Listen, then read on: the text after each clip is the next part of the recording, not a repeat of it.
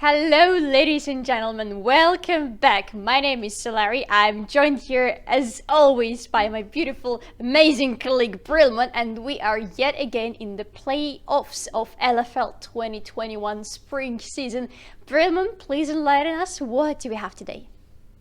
Hello, ladies and gentlemen. I'm very happy to be here today because right now we are facing an incredibly interesting situation. You see, in the previous quarterfinal games, we have witnessed Vitality.Bee scoring actually an amazing victory over Team Gameward. The series of best of 5 ended into 1-3 in favor of Vitality.Bee, of course. And right now they have even another chance to go further into the scoreboard in trying to facing Team BDS. Then we have Team Misfits that are currently sitting on the second place of the scoreboard, and of course the finalist, basically the big boss of LFL momentarily, KC. Oh, yeah. So what we're going to witness right now is Team Vitality.Bee against BDS. Who will advance into the semifinals to fight Misfits for the right to compete for the first place winners of LFL? We're about to find out. Oh yeah. To be honest, before witnessing the previous games, I would mostly have my bets with Team BDS just because their performance before was amazing. But after we saw what Vitality.Bee did with Gameward, I'm not so sure anymore. Honestly speaking, neither am I, because, I mean, Vitality.Bee have proven to be an extremely good team in the previous game. I mean, of course, they weren't really exactly squaring off against KC or Misfits. Yes, that is true. The most powerful teams momentarily.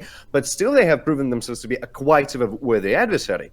And, I mean, you can see that BDS do know that as well, because look at the bans already. Oh, yeah. We have Skarner in the ban.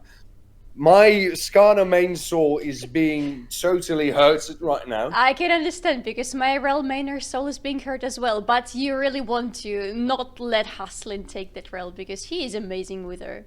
Neither to give memento, actually, his Skarner, because he was very, very good at it. We see, though, a bit of an ordinary exchange right now. Hecarim... I'm sorry, what? Okay. Wait, I'm sorry, what? Is it going to be Hecarim top? No. No, I think they're just... Okay, fine. They're just playing with it. I was like very confused for a second over here. I mean, we see pretty much the ordinary champion pool that we see at mostly all the games of LFL. We have Oriana, a successfully good mid laner, just overall good one because of the shockwave. We have Tristana, Vic into Victor, Gnar, and Hecarim. There's nothing to be really surprised about. Although, honestly, with two very powerful junglers being banned from the game momentarily, Lilia, that's a pony sort of. It basically leaves only one option to Vitality.Bee. You could also go with ordinary one, yes. But yeah. Lily, I mean, there's also different options like Vi, for example. You could also go with her, and she would be actually pretty fine against Hecarim. Or Lee Sin, also an option that somebody, for example, like Broxer, have proven himself to be absolutely brilliant with the Lee Sin. But you know, not that common at the LFL. I would put it this way. Yes, exactly. And overall, Lily is just very. Ordinary? Reliable? Yes. A reliable pick against Hecarim. Just because she can compete with him in the speed of clearing the jungle and going on for ganks. Yeah, that's absolutely true.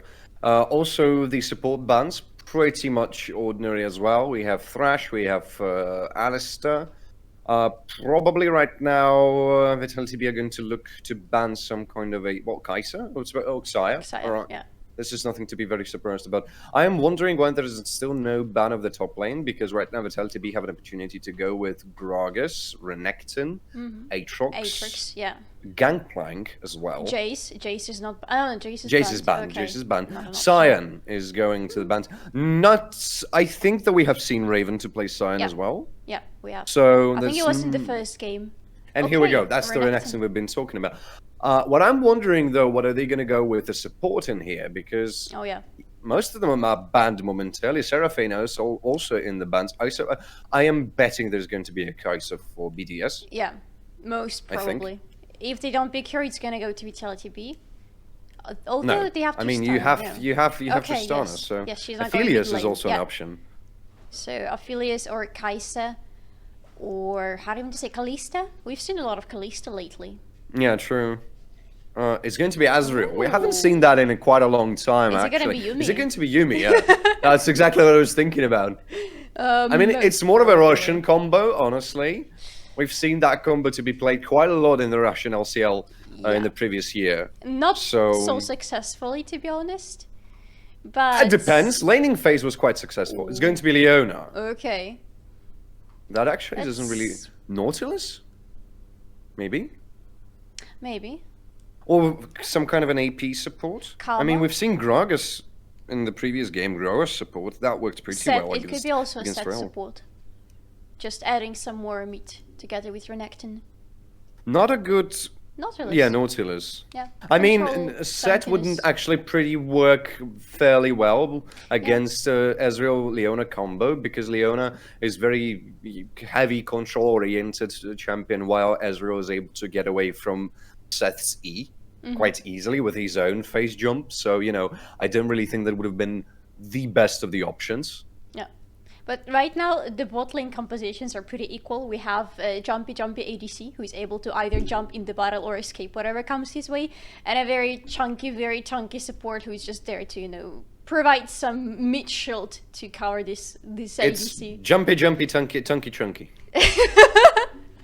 I like That's the way how I would have called this bot lane composition for both of the teams. Yeah, can how it do be you an feel official today? name, I feel please? jumpy and tunky chunky.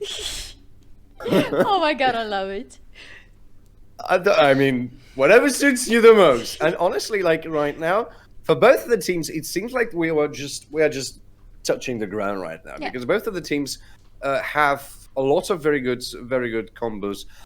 You could argue that BDS are having a little bit of more of a crowd control with their ultimates because of a Gnar, because of Onslaught of the Shadows, a Solar Flare, Chaos Storm, not that much, but still. While when you speak about... Yeah, we have the Lullaby, we have the Shockwave. Well, I mean, no, actually, it seems pretty even to me as well. Yeah, yet again, the teams are pretty even, and I wouldn't have my bets on anyone, to be honest. Like, yeah, I mean, the draft phase is pretty much equal. The only thing I'm concerned about is the mid lane for Vitality.Bee, because standing against Victor is not going to be the most funniest of the challenges, because of his upgraded Q. And Deep Lake says Orianna usually struggles a little bit in the early phase. Yeah, that's true. I mean, well, on the other hand, he basically played the whole game yesterday, the whole set of games against Tristana. So you could argue that he went through basically a baptism by fire, basically. So it's a bit of a question over here. But still, I mean, I think that if I was the jungler, I would have probably had my eyes set upon the mid lane a little bit more than usual, because I mean, I guess that that Deep Legs is going to struggle just a little. Yeah. No, to be honest, my eyes would be again on the bot lane in this game, just because both compositions are so equal right now that I they're really both want to see jumpy, what's going to tunky, happen. chunky. Yeah. Yes, exactly. I think in this case, yet again, it depends on who makes the first move, who controls the other team first. Because then following up on the enemy's control for both of them will be much harder than initiating themselves. Maybe for Smiley a little bit better, a little bit easier to follow up than for Jaceling, but not so much still. I mean, the depth charge is going to provide you a lot of control over the target, which is a good thing. I mean, with the Solar Flare, you have to go with a skill shot in order to get the target, while with the depth charge, it's more about just basically clicking at your opponent, and your opponent is going to explode on his own. So that's that's some kind of a little advantage, let me put it this way, that Huston has over Edit in this game. But on the other hand, Leona, I mean, they're both really, really tanky. I just don't really know who's a little bit more tankier. I would say Leona probably because of her W. Same goes for Nautilus with his W. I wouldn't be so sure, to be honest. That's something I would need to look into. Hard to say, yeah, absolutely hard to say. And with cleanse that Smiley has, while Jailing has a heal, that's something. Oh, here we go. That's the fight begins. This level's 2 already for Vitality.Bee, so they have managed to get not exactly the best trade for them, actually. Look at the minion difference, though. No wonder that they hit level 2 first. 10 versus it was 3 at the moment. Yeah. Ooh, and look at the creep difference with the rest of the team, though. Both Renekton and Orianna struggle quite a lot, actually. Yeah. Look at that. Ooh, Raven. Raven has to flash. Ooh, no, uses his passive in order to get some of the HP right now. Aibo might get a little bit greedy, though. Yeah, if he decides to Oh, here we have follow up with a teleport. Oh, that's a teleport and a pause. Not now, please. Wow, that's a way to begin a game. I'm not sure why did it happen. I don't know. I don't know, and I don't like it. And you can see how French colleagues are also not very fond of whatever just happened. Okay. Oh, the game is about to be. The game is about to continue in just a few games. Come on, go back. No, go back. The game is about to continue. Ah, come on. Or it isn't. I just saw the count. I saw the countdown. Yeah. Yes, here we go. Okay, so there's Sicko, there's Aibo. Raven is going down. Yes, he's absolutely going down. This is a first bet. I didn't get what happened. Absolutely. Absolutely no. No, I don't know. I wonder what was actually the problem, because I have a feeling that Raven might be actually having a little bit of an issue. Maybe. That might have been on his part. I mean, a teleport, first blood, Forgnar. Yep, that's just a very good. Ooh. Maybe. Oh, actually, very good. Kind of follow. That's all the. That's pretty much all the cast I will be able to give you today. Oh, yes. That's pretty much everything that I have for you today, because this is interesting. It's just an exchange of power all the time, and I think that's how it's gonna look till the end of this game. Yeah, pretty much, probably. I mean, Raven right now is in a pretty bad spot because of the fact that Aibo got the first blood. Also, Victor has an assist. An assist, yeah, for himself.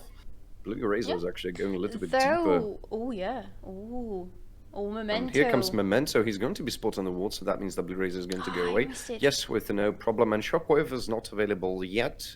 That means there's going to be no follow-up from the mid laner. Actually, look at the Raven and at the minion difference. He managed to get very close to Aibo. Kudos to him, because he's playing from behind now, basically. Yeah, he's really, really far behind right now. I mean, that's what 400 gold you get for the first blood, which is, I mean, that's sick, pretty much. Yes, but it's an item, basically. Aibo hasn't used it yet because he hasn't backed. And Raven had a chance to buy something when he died. Oh, Aslan. Oh, here we go. That's some more exchange right now. It's quite a lot of damage coming onto Iceland, but so is Unerded, actually. That wasn't... Oh, Smiley is almost dead as well. Look at it. Don't underestimate the damage coming from Ezreal, even if... Oh, Jailing! Oh my god, what a reaction from Jailing, actually. Here comes even an Ignite, but Blue Razor is already here. That's a double flash, not going to save Smiley from dying here. Good reactions from both players of BDS, honestly, because instant E out of Nautilus Hook and such a good flash plus E from that Leona. That was fantastic. Yes, absolutely. That was a well executed. Ooh, what that might happen? Something over here. Double flashes is going on to right now. Memento is tanking the tower. Is going to get away. That's some kind of a revenge kill. Although Memento takes it instead of Raven. I suppose it doesn't really matter that much because he has used his teleport already. Yeah. So it's pretty much of a good exchange right now. Yes. Taking the kill on the top lane. Right now it doesn't matter too much who the kill goes to yet, because, well... I got a little bit lost in my thoughts, but let me just see the replay. I mean, the double flashes here, Memento so tanks it pretty nicely, Yeah. flashes out everything. It was a pretty much of a clean dive, if you ask me. Here comes the Honestly, first yeah. Drake as well, Oh, actually. and it's an Infernal infernal Drake. one. Yeah. And BDS are just a little bit in the lead in terms of the golds. Uh, Nothing to be really surprised about because of the fact that they have one kill more than their opponent do. Yep. But Vitality.Bee are actually catching up with the pace of the game quite nicely. They're going to group in the mid lane. I really think that they want to push it for the first Drake, and I can't really blame them. They do want to do that. Both of the ultimates is available for the junglers, means that both Onslaught of the Shadows and the Lullaby is available for them. Oh, they really would want to fish for that first Drake. Being an Infernal Drake early in the game, that could give them a really sweet advantage that they need right now. Especially for the bot laners, because both Yes. bot laners possess a lot of damage, but not that much sustainability in this position of the game. So the team that takes the Inferno Drake might actually just completely win the lane because of that. Yeah, that's true. That's true. I don't see much action happening next to the Drake, though. Oh, but action on the bot lane. Never instead. mind. Here comes both. Oh, that's a both junglers are in there, but Blue Razor has a bit of an advantage right now because of his level. Or Smiley and Hustlin are already quite a low amount HP. Here comes Hustlin going away because of the buster shot that Smiley has on himself. This is going to be a reset for both of the teams, and not really surprised. But Deeplex is on his way right now. He versus a ward here on the river, but it's not going to do much because of the control ward in there. That means that Deeplex cannot go engage in there. And Vitality.Bee are going to go back. This seems like a first Drake for BDS. I think they're going to go for it. Yep, they are. Yep, Looking at the they pings, are. yes, they're going for it. And they're not going to be interrupted because Memento is already at the top lane. The bot lane has back. That Leona is a bit more tankier, I would put it this way. Because, I mean, I love Nautilus. I like that support. I really love playing him, but he's doing a much of a worse job in tanking all the damage that Ezra has already, especially with his W. Yep. So, that doesn't really see. So it seems right now that the bot lane for Vitality.Bee is going to be a bit of a nightmare, really. Yeah. And that's what most of the viewers of the French LFL think, actually, because most of the votes go to Team BDS right now for their win. And frankly, for me right now, it also seems like that. They just feel a little bit stronger in this particular game. Yes, I would say so. We have a bit of an exchange of the lanes right now, and might be actually some kind of like fight for the hero. I mean, we have seen the same thing in the previous game. We've seen Vitality.Bee to go really, really behind to basically understand how does the enemy team play, how do they walk around, how do they just basically do their thing, and then they just decimate their opponents completely. Raven might be in a bit of a trouble right now. Even Propsy's Dominus to get away. Ibo is looking to establish the control over. He was even fighting in the minion wave. Oh my god, this guy is already very, very dangerous. Oh, yes. But going back to your point, I wouldn't be surprised if we see Team Vitality.Bee lose the first game and then catch up quickly in the next ones. That's what they did last time. And it seems like a working strategy, to be honest, because when you have best of 5, you really have some space to learn your opponent before striking them with all you have. Maybe that's the tactic they're going with. Maybe like let's find out what our opponents can do, and then we can try to play around of their style of playing. Although it doesn't really look that well for them in this particular game. They are losing the hero in the favor of BDS as well. This is the second object that they're going to secure with no problem right now. That will give them even more gold advantage if they use it onto the turret plates. We don't have much time until the turret plates are actually going to disappear. But in case they use it, and I think they're going to use it relatively fairly and relatively quickly. So we're going to give them the massive advantage. We already have 1,000 gold difference. So, I mean, BDS are looking like they're establishing control over the map right now. Yes, absolutely. Going into the enemy jungle from time to time, as we see the Blue Razor doing pretty often, just taking the objectives. Yes, they are in control of this map.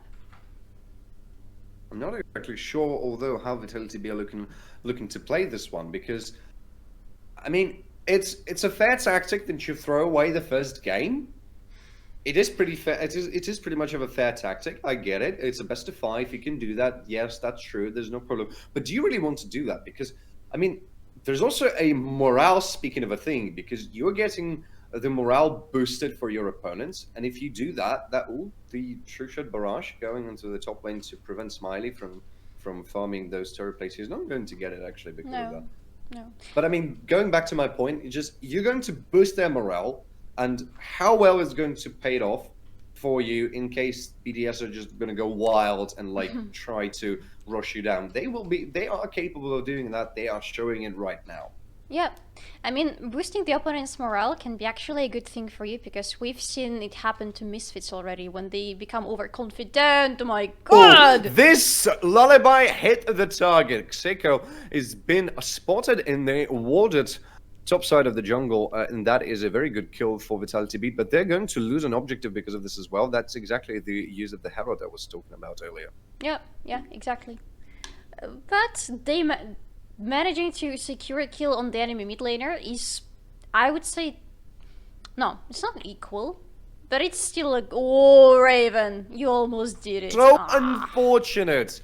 Flashes and got the stun animation even on his opponent, but unfortunately, he managed to back in time. Oh, that stings. That's very unlucky. That's extremely unlucky, and that flash. Oh, Raven, you might be not in the best position now because of it. Oh, we can have a replay. Even, oh my luck. Look at this. Yeah, here comes this stun animation, but Ezreal was long gone. Oh my god. This is so not cool. That must hurt a lot, actually. Oh my god. Don't get tilted, mate. Hang on in there. Oh my god, yeah. Exactly. Okay, so we have actually a few seconds before the Drake. It's 10 seconds now, I just noticed. And the tension is slowly moving towards the Dragon Pit. Maybe Vitality.Bee will try to secure the second objective, because for now they've just been giving away everything for free to BDS, and this needs to stop. I mean, here comes a shockwave, but a very good reaction for Xeko. Oh, yeah. That means he's going to escape from it.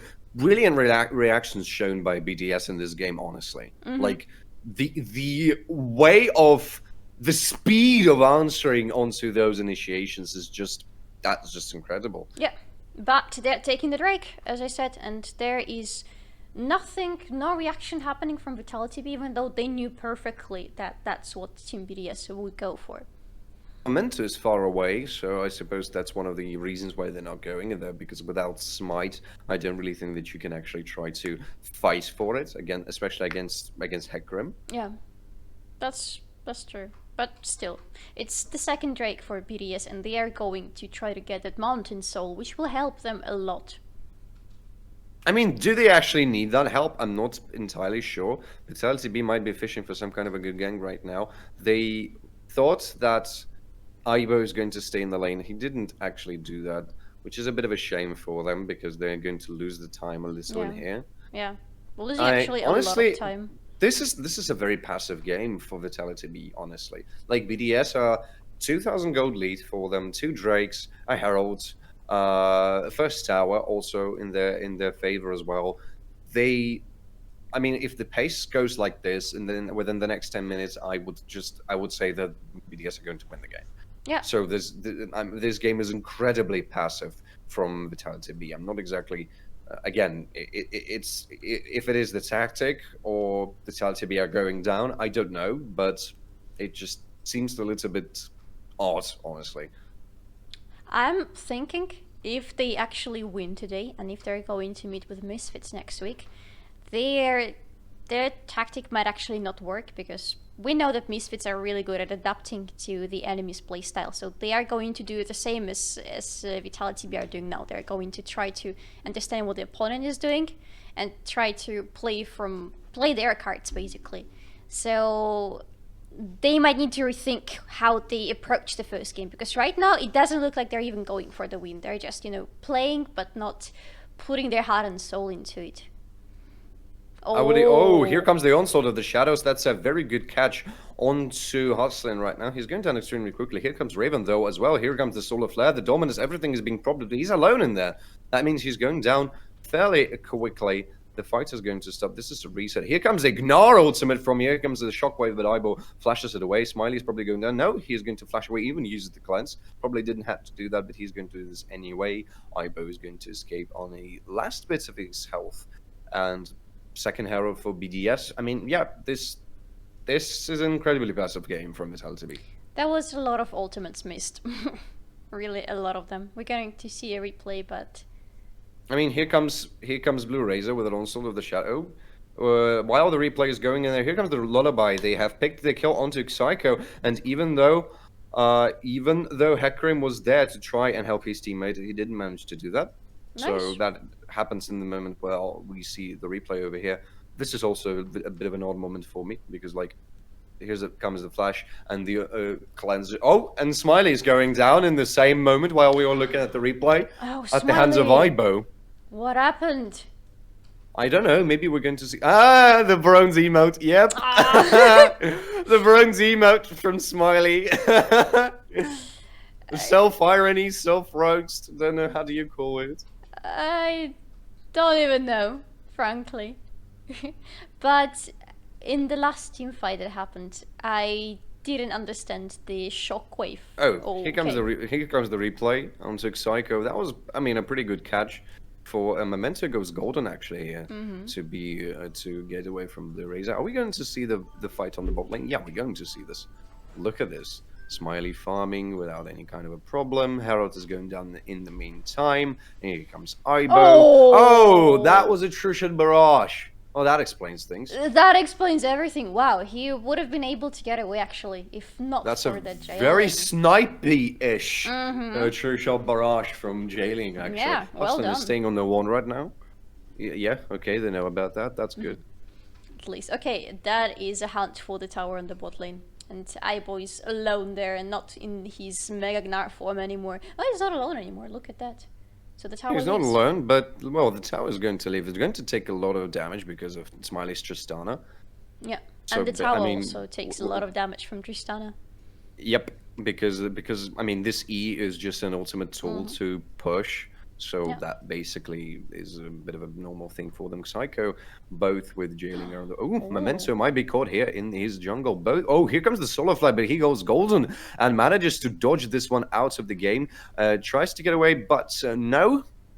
Even the Ignite was there. Everything was there. So he's going to survive. He's not going to survive this one.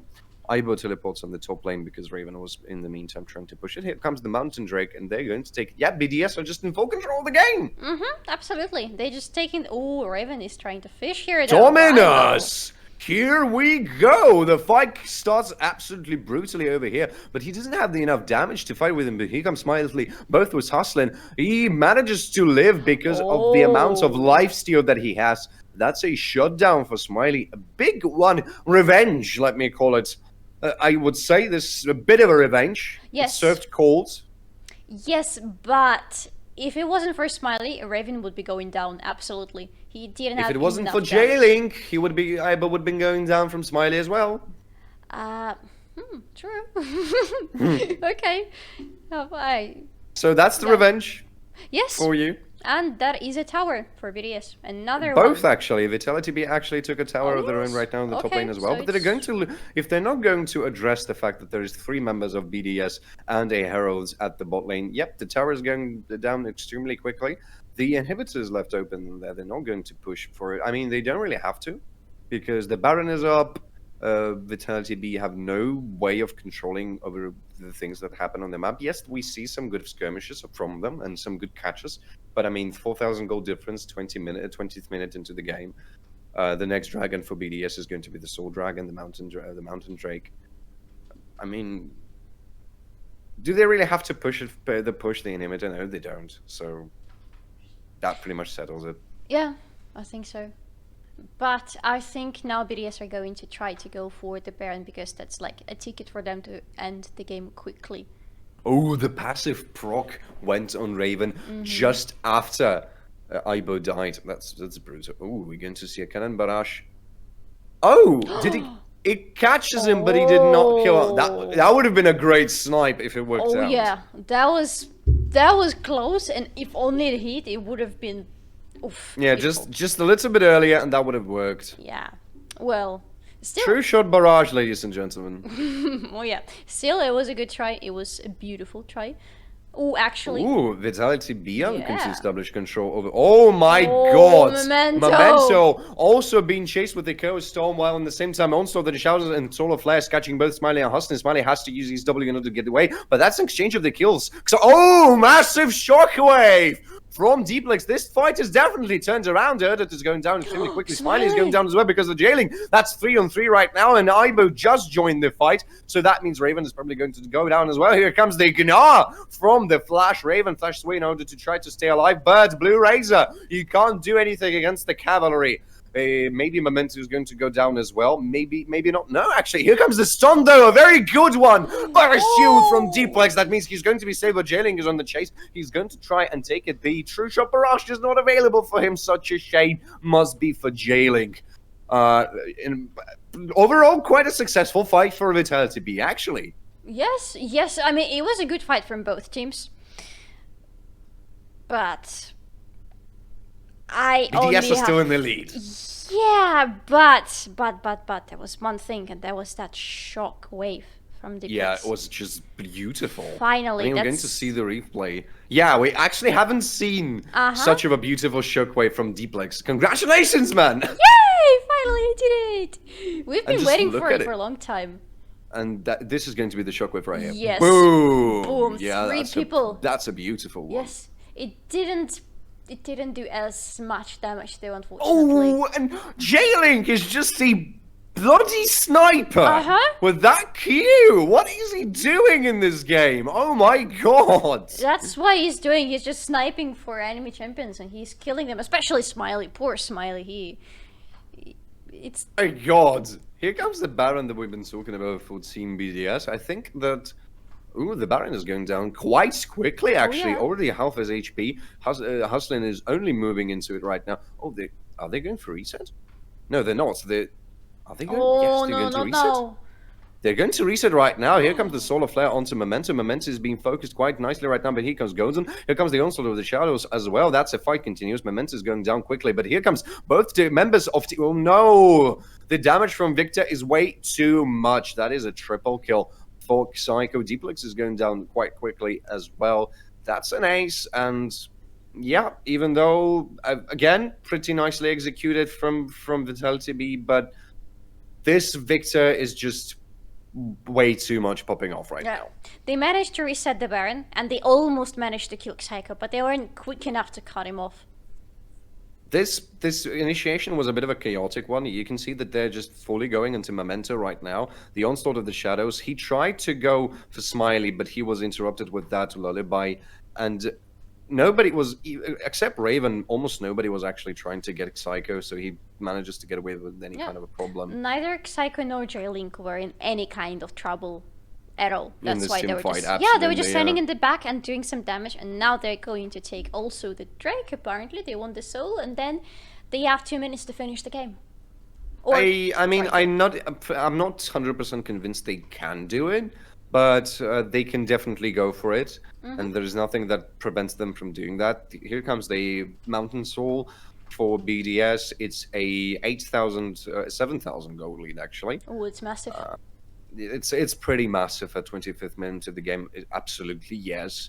14-8. I mean, they can try to go and finish the game, and probably they're able to do that. They're going for it. It takes a miracle for Vitality.Bee to turn this game around. Yeah, I don't think anything is helping Vitality.Bee. They're now split between 2 lanes. They have an open inhibitor, and soon they might have a second one open too, because BDS have enough time to push through these 2 towers.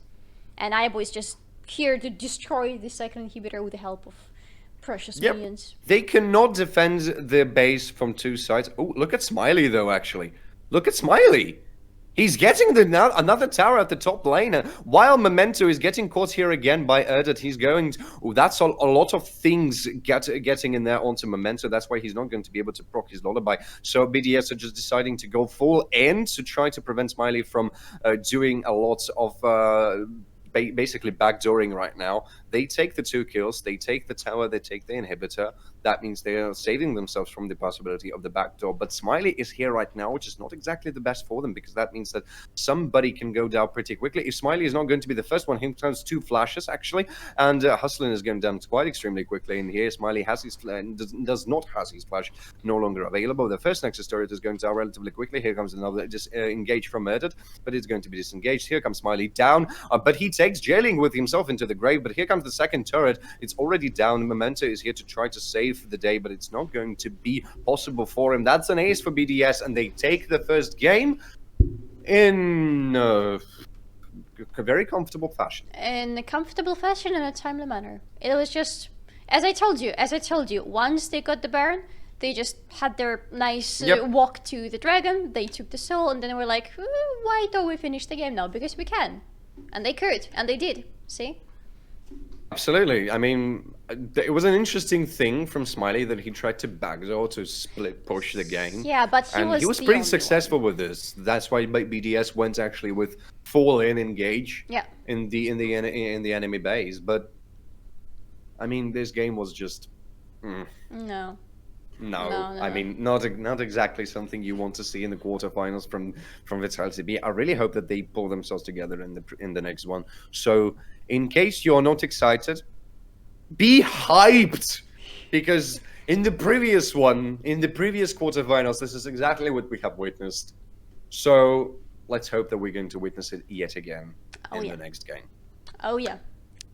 Welcome back, ladies and gentlemen. Still Brillman, still Solari. We are here for the second game, BDS against Vitality.Bee. And first game was a bit of a disaster for Vitality.Bee. Yeah. I don't even have another word to say to describe the game. It was a complete disaster. At some point, it felt like they weren't even trying to fight back. Yeah. Absolutely. The thing is that it really seems like they're just exploring their opponent, looking into what they have brought into these quarterfinals. For some reason, I just remembered the Vel'Koz going, "Thank you for your contribution." You know, that type of thing, just trying to disintegrate and understand what do you have in mind. If now Vitality.Bee gets 3 wins, it will be exactly this. Yes. Yep. I mean, I'm hoping. I'm hyped for this game. Yeah. I have high expectations because I want Vitality.Bee to go pure bonkers. Yes, we want to see the real Vitality.Bee. Please, we will now though, because sting like a bee, Vitality.Bee. And here we are, bans. Again, pretty much ordinary Seraphine, Rel, and Needly from Vitality.Bee. No Skarner again. Sorry. I hate you, BDS. They're going with the Lullaby again. Oh, okay. Okay, well, Hecarim is not available. Yeah. Oh, that's actually pretty good. Mm-hmm. They don't have the extra... Well, there's still a possibility of Graves open for Blue Razor. Yeah, but... I think they pretty Mundo? much secured a safe jungle for Lilia for now. I mean, yeah, but for BDS. Ooh, they're gonna go with Talia. Yeah. That's not exactly the most often of the picks, although it is pretty no, it's going to be Graves, I think. I mean, it has to be, right? I think so. Though I would have loved to see Talia. It's a very rare pick in LFL, not always working brilliantly, but a very interesting one. I mean, she is... I just wanted to say about Karthus as well. Karthus is something is the same as Talia. You don't really see them way too often in the solo queue, at the very least at the server I'm playing at. But you are seeing them quite often in the pro scene, both Talia and Karthus. Karthus will be struggling a little against Momentum, against Lilia in here because of the because of the speed. I'm sorry, I'm getting my words all slacked up over here. Because of the speed. So that's not exactly the best thing for them. Raven is going with the Gunnar of his own right now, and also with the Tristana. It seems like Vitality.Bee are going to pull off a bit of a similar composition, but play them differently. I hope to see this, honestly speaking. Yeah, and actually this time they have Leona open for themselves. I really hope. Ooh, Psycho. I mean, that shut down Oriana pretty nasty over here. Yeah, it does. In case it's going to be Oriana. I think it's going to be Oriana. I mean, I don't really know what Deeplex could go for. He could go with Syndra. Yeah. Azir Mm, also. actually, yes. Yes, that's... I mean, it might be not the best thing against... Well, I mean, it's pretty well. It allows you to keep the safe distance from him. Safe enough not to die early. And it allows him to get to him pretty fast. If he needs to, yes. If he needs to go after he gets his Emperor's Divide, yes. Yes. And here comes the Renekton ban. Nothing to be very surprised about because it's a very good counter pick onto... Well, not exactly counter pick, but it's a very good pick against Gnar. Mm-hmm. We haven't really seen it to be that well in the previous game because just how bad it went for Vitality.Bee, but still it's a good pick against Gnar, so I'm not surprised. I would actually consider Gangplank, honestly, as well. Maybe Gragas. Yeah. Gangplank would be a little bit better for the composition I see now. But because of the pressure in the bottom at the bot lane, yeah. Yes. Well, here comes the Gangplank that we've been talking about, exactly. So Gragas? It could be. You could also go with something a little bit more interesting, like Volibear, also an option. Trundle? It will struggle, though. Haven't seen him that's for a really sick. long time. Yeah. But why not? Why not? Exactly. Oh, they go with Cyan. Okay. Yeah, it's not in the bans, actually. We've been talking about every possible cheesy, crazy pick, but not the one of the obvious ones. Yeah. That's us, ladies and gentlemen. Yeah, we just want to see some cheesy picks. Yeah, we're just go all cheese, just all AP. I don't know, AP carries for bot lanes. That's the sort of stuff. No, that didn't really work out well. Fine. But ADC for mid lane, yeah. Why not? Why not? Ooh. Oh, Galio into Lucian. It's not going to work exactly bad. Although it's not the best because Galio is more of an against AP. Momentarily, there's not really that much AP from BDS except Blue Razor. Could it be Galio for Hustlin? Just thinking out loud. No. Potentially, yes. It will be. It will be actually. I mean, that's. I mean, we know that Deeplex knows how to play really safely and not being one-shotted because he withstand everything with that Tristana in the previous best of 5 series. At the same time, he also knows how to engage absolutely going all in. Yes. And I'm just thinking, well, Xayah also weren't in the bans. It's a good pick against Tristana. We know that for sure. I'm a bit like, I don't know how to put it, but I'm like a little bit buzzed because of that Galio. I mean, it works fantastic against a lot of AP damage. There's not going to be that much AP damage. Yeah, true. But on the other hand, this ultimate is going to be extremely useful. Yeah, I think he was mostly taken for his ultimate. Just to appear in the middle of the battle or at the back lane. There's still Leon available for them. Yeah. Might not be the best pick against Alistar. That's something I could understand because Alistar has just an insane amount of sustainability because of his passive. But I mean, I don't know. I'm not exactly sure how it's going to work out. I really want to see how Hustling will play it out. Yeah, that's true. I mean, I'm really have my eyes set up on Hustling over here because there's nothing more that baffles and interests me more than that momentarily. Yeah. I have also some interest in the top lane, to be honest, because Aibo in the last game as Gnar was amazing. Raven really didn't stand any chance against him, so I want to see how he will pull off the Cyan. It depends, because we've seen in the previous games that his Gnar is also quite nice. Yeah, we've seen that. That's true. I mean, his ultimates were very, very good. They were on point. Oh yes. The thing is against Cyan, it's a bit of a thing. Because the onslaught is going to be a bit of a problem for the rest of the team, definitely. Mm-hmm. You still have the shock. Oh no, the shock is not going to work with the train wreck because you're unstoppable while you're doing that. Well, you're stoppable at the moment you're going to hit the wall, but you know, let's disregard that part of it. Yeah, not exactly No, we disregard it. Okay, we go on. Yeah, just carry on and mind your business. I mean, yeah, I think I think this is the most interesting thing. Like, the Hustlin's Galio is going to be probably the most exciting part of the game. Yes, for me, If for it sure. turns out the way I think it's about to turn out. I have a good feeling about this, to be honest. Well, the hero's entrance is always quite effective, at least the way it looks. So, at least we're going to have something to look at. Yes, a feast And I mean- for the eyes. Yes, and I mean, just let's think about something here for a moment, because let's think about, we've seen Vitality.Bee to play extremely passively in the previous game. What do we have seen from BDS? We know that they have extremely good reactions in engages. Yep. So that might be actually the reason why Hustlin went with Galio, because he's very good at defending his team from those initiations, because of his W, because of his knockup as well. So that might be actually the thing over here. What Because if... I'm trying to think about how are they going to outplay BDS in this game in case Vitality.Bee have just stacked up and decided, okay, let's go 3-1 right now. I am just thinking, what if it's the other way around? What if we take Haslin and say that he is doing what he's doing right now, trying to be as aggressive as possible and engage as much as possible just to clear the path for Smiley and Dplex?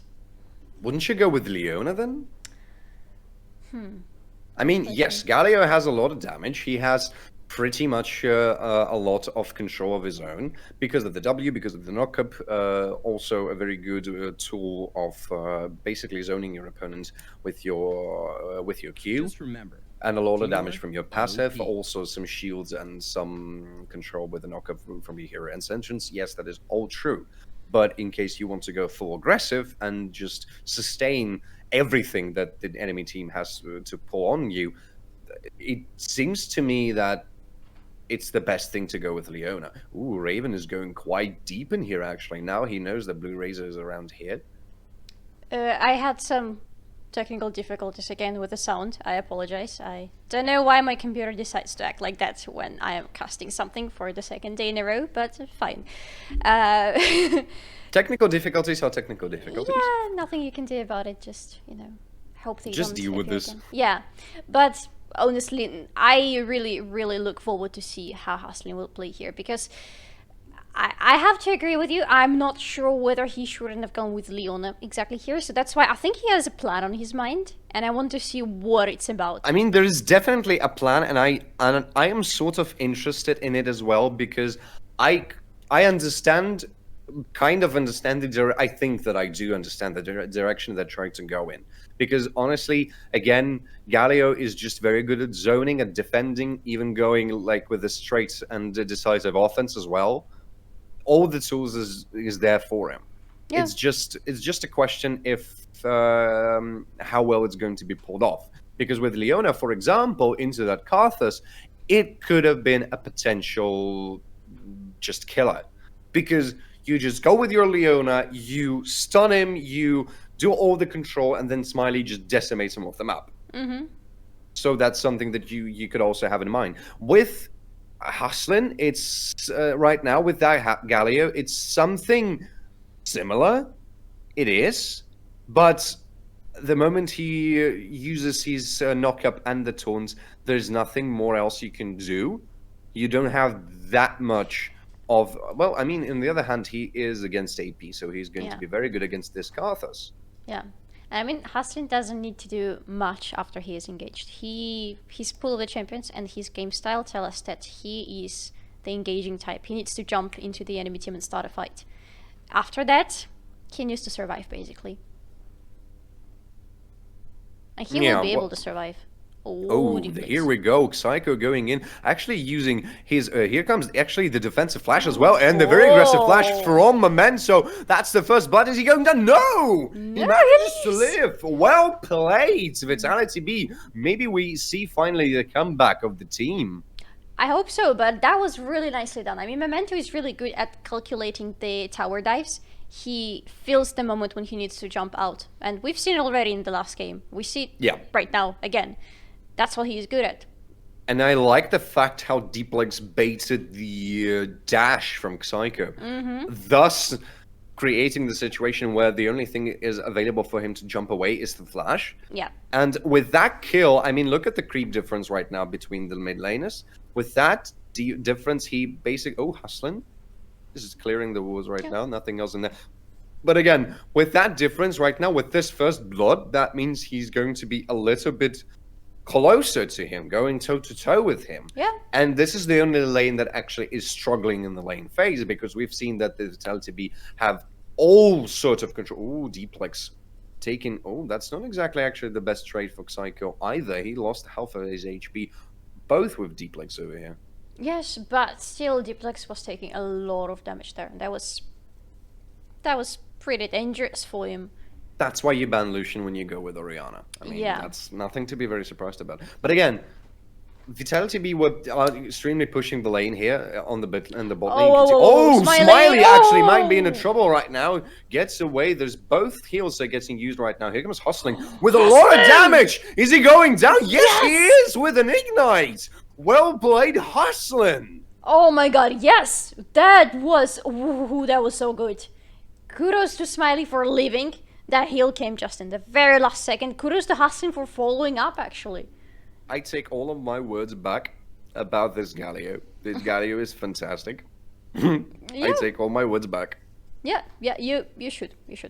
Really. I should. I am doing this right now. I apologize, Hustlin, for not believing in you, because that was just brutally good. People still don't believe, actually, in Vitality.Bee in general, not just Hustling. Look at the poll results. They still think that Team BDS is going to win it. Well, it depends on BDS right now, because Vitality.Bee are establishing the control over the game, over the board, that that's the same kind of control that... Ooh, actually, look at it here. Raven is just punching Aibo in the face, not actually doing that much of it. No, he is actually doing that much of a success. It's a longer one, but it is a working one. I would have put it this way. Yeah, true. But getting back to my point, they are establishing the control of the board the same way BDS were establishing the control of the board actually in the previous game, with the only exception that they're not taking the objectives yet. But it's already 1,000 gold difference in the favor of Vitality.Bee. They have full control over the bot lane. The Smiley is already level 6. J-Link is not hitting level 6 yet. Might be hitting this level 6 after this creep wave, but still not actually. Raven is way ahead of Ivo right now, and Deeplex and Momentus taking the hell. Yeah, they are establishing control right now over the map. Yes, they're doing exactly everything that they were not doing in the last game. Memento, taking the Herald solo. Question is where he's going to pop it off, but I guess we'll see it a little bit later. I would either think about mid lane or bot lane, because bot lane looks like a lane where you might want to put a little bit more pressure, just because it's feeling quite good already, but they can feel so much better. I mean, you could also use it. I mean, you can use it at a pressure level, a pressure lever for your potential dragon that is already up. There's a Cloud Drake. He's waiting for you. He's sitting there for you. But you can also just dump it in the top lane and establish even more control for Raven right now. Oh, Blue Razor is going to use flashes over the wall from that W in order not to be caught. Actually, I can't judge Blue Razor here because there's enough damage from Memento and Deeplex to take him down, but maybe that flash was a little bit premature. Maybe, but if Memento decided to follow up, yeah, I mean, it still was premature, but he was expecting probably Memento to follow up, and that would have hurt a lot. And he needs to stay alive. Without the flash right now, it seems like the Vitality.Bee can go for the dragon and actually take it, because again they have a lot of pressure on the bot lane. They have a little bit of a pressure in the mid lane because Deeplex is now doing a very good job in keeping up with the solution. Even the creep stats, look at it. He's doing a very good job in keeping it up because of the very good first blood that he has picked up in the lane. And judging by the movements on the map, yes, they're just going to take this dragon. And I mean, they have all the tools in their hands right now. Blue Razor is going back into the base. Same goes for Red. They have this opportunity. Even Haslin is going to even delay the callback for him. Nicely done. And yes, they take the dragon. No. Is it going to be the Herald? BDS. No, it's not going to be a Herald. No, not yet. No, Memento still has half of the Herald available for him, so he doesn't need to pop it just yet. He can wait a little bit more and see where it's needed more, unless they have a plan already on their mind. Yet again, you could pop it on the top lane to create even more pressure. I mean, judging by the way it looks already, Riven is so ahead. Yeah, actually, right now, I have to agree with you. Right now, it looks like the Herald would be more useful on the top lane. I mean, you already have established a very nice firm control of the bot lane. You are farming. I mean, J-Link is doing a very good job at farming back, but with this hustling, they just know that they cannot engage into Galio because he's very good at stopping this engage. I mean, you have the Featherstorm available for you, so is the Unbreakable Will, and the Hero's Entrance is not exactly the best thing with the 2-1 skirmish. Yeah, it's not exactly the best ultimate. Actually, thinking about it, Galio is better. No, never mind. Dplex might be. Oh, flashes over the wall. Memento gets the sleep done, but Xiko is answering with a flash of his own right now. It's going to be put fairly low right now, but will get away. A very nice call from Xiko, but again, very nice call from Memento as well. Yes. You were thinking about something? I was thinking about Haslin and Galio, and I think my thought was that Galio possesses more poke on the lane during the lane phase more than Leona, because all that Leona can do basically is jump into the enemy and start a small skirmish. Galio can stay, if they don't want to engage right now, he can stay relatively safe and just poke the opponent together with his ADC a little bit. And I mean, in case there's going to be, if there's going to be initiation, Galio is the champion to stop it. Yes, because of the knockup, because of the taunts, he just, there's yet another Gnar ultimate onto Aibo. Aibo is struggling so much right now. Oh yeah, poor Aibo. I mean... Taste of your own medicine. Oh, here comes the Herald. No, you were right. It will be popped in the bot lane right now. Hustlin is clearing the wards, and it's the first tower is going to Vitality.Bee as well. They're doing such a good job. Dplex in big trouble right now. No calling, but here comes the Requiem. Here comes the hero entrance as well. A solo kill for Dplex, and Requiem did not secure the kill. Well played, Dplex, and well played, Hustlin. Yes, that wasn't exactly a solo kill. Hustlin still got his assist for this, just for the beautiful entrance, I guess. But here comes the pain train on the top, just trying to save the tower. Pain train, toot, but not exactly going to do much. It's going to clear the wave, but it's not going to do any more than that. Okay, I was looking at Memento trying to take that blue buff together with J-Link, but in the end it was Memento. J-Link was pretty close to stealing it though, I was a bit worried. And just look at, oh my god, J-Link might be in a bit of a trouble right now. Look at it, even the Buster Shot going in there, J-Link, that's a lot of damage already. It seems like we have stopped sleeping on Tristana finally, and people are here to unleash the full potential of this champion, because look at the amount of damage that went there on J-Link. J-Link almost died. That was pretty close. Tristana doesn't even have his first item yet. And this is going to be a Gale Force, like 100%. It has to be a Gale Force. No. Oh, it's going to be a Kraken Slayer.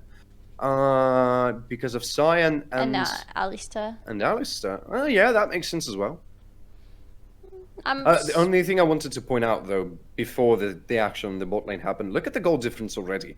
15 minutes into the game, 4,000 goal difference in favor of Vitality.Bee. Oh yeah, they're doing a good job this game. They are leading this time everywhere. They have more kills.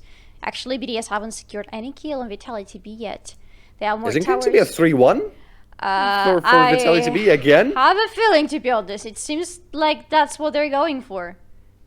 Oh, look at that. The Herald is up. So does the Drake in 40 seconds. Here comes Hustling, though. They might be trying to fish for some kind of... Oh, here comes the taunt. Yes. No, just a little bit further. Just a tiny little bit.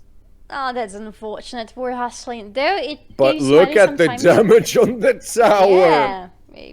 Oh, here comes even the teleport from the bot lane. Here comes the Gnar. Interrupted by Erdot. And that Nicely might prove done. to be a bit of a problem right now. Here comes Hustling with the full initiation, even with an Ignite. Here comes Memento with the Herald in his hand. That means we are probably going to see a Herald being popped in there. Aibo has to get away, but he can't. The Pain Train is available for him, though, but he's locked in there very, very much. Here comes the Taunt. Memento is tanking the tower. He's going to get away with no problem, and the tower is going down, even without the Herald. But BDS know this exactly on themselves. Here comes the Requiem. Hustling might be in a bit of a trouble. No, he's still alive. But here comes the Dragon for BDS right now. They managed to answer it relatively fine for themselves, although 4,000 gold difference stays the same for them. And the next Drake is going to be the same as in the last game. We're going to see a Mountain Soul yet again. This proves to be a little bit more intense than it was in the previous game. Oh yeah. I mean, Vitality.Bee are finally playing. Last game, they were just observing. Just giving away the kills, the objectives, seeing what the enemy does. Spectator mode initiated. Basically, it's just spectating. But this game, they're finally playing, and you can see how... Oh, careful there, dear French colleagues. You can see how... I suppose the Spectator suddenly just like woke up from sleeping. Oh, I'm sorry, the action coming. Yeah, I was worried that something happened there in the jungle, but no, it's just a little technical difficulty happens. Maybe they see some invisible ghost and they're fighting. They have their own game in there. Maybe, why not? Anyway, right now we finally see Vitality.Bee playing, and the playstyle and the approach to the game is completely different. Basically, they're pulling the same cards on BDS that BDS were pulling on them in the previous game. Yeah. They know where they have to strike. They understood that they're going to try to shut down Deeplex in there. Took the Lilia from themselves yet again, while they have seen that the Hecarim is unbanned. Pretty much, they have secured quite a lot of things for themselves in this draft. And even though Xiko was the only person to actually be pretty much prepared to face Deeplex, because of that beautiful first blood that they have managed to score in the very beginning of the game, right now BDS have lost any kind of control over the game. Because look at it, they are just Vitality.Bee are just walking around the map absolutely unpunished. Here comes Smiley, here comes Hustler, and they can fight in here with no problem. The Herald is going in the mid lane. In the meantime, the bot lane is being pushed. Everything is being pushed. BDS are just locked in there.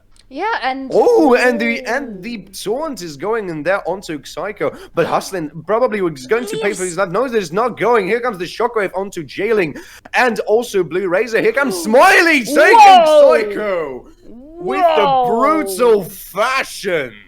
That was indeed brutal. That was just straight up damage in your face, Xiko, and I feel sorry for Xiko. That must have hurt. Oh, here comes some fight more as well. Memento, the Pain Train is going to miss because of the... Oh, flashes over the wall to get the ultimate. Here comes the sleep over the wall as well. That's another kill for Memento, and Aibo is not going to be chasing anybody anymore. Here comes the Requiem. Is it going to be enough, though? No, it's not, because of the little bit of vampirism coming from your dear jungle monsters. I have one question. Will Vitality.Bee be able to finish this game without any deaths? Is the dream real? Is the dream real? Because it and looks then momentarily, they just play it so cleanly. Yeah. They avoid any... They avoid anything, frankly. Like, Haslin was so close to dying several times. Memento, same for him. And considering that Blue Razor is playing Kalthus, the champion whose specialization, thank you, is to pick up those last kills, it's really a miracle that nobody on Vitality.Bee team has died yet. I honestly am a big fan of the way Vitality.Bee are playing around the Requiem momentarily, because so many, I mean, 2 times already have they been very close into dying because of that Requiem, but they still weren't able to get it. Yeah. So, I mean, I'm just a huge fan of it. Here comes even the Baron himself is getting spawned right now. We have 55 seconds until the next Drake is going to be spawned. This is going to be a Mountain Drake. Momentarily, it does seem to me that Vitality.Bee are going to be absolutely capable of securing that Drake without any kind of trouble. Also, looking at the minimap, they have all the control in the world in terms of, oh my god, such an exchange of initiations. Here comes the pain train as well, but here comes the shockwave onto Aibo. Not going to get him way too far, but it's going to take a bit of a damage right now. Raven is successfully pushing the bot lane right now. Oh, Hustlin might be trapped here with the jailing, but here comes Memento for the save. That means the reinforcements is already here to arrive. BDS do have to fall back right now, and the dragon is fully in their hands right now. Yeah. Actually, another advantage of Galio versus Leona that I somehow forgot, the dash. He possesses the dash that he can use both offensively and defensively. Leona cannot. If she has jumped into the enemy team, that's it. She stays there.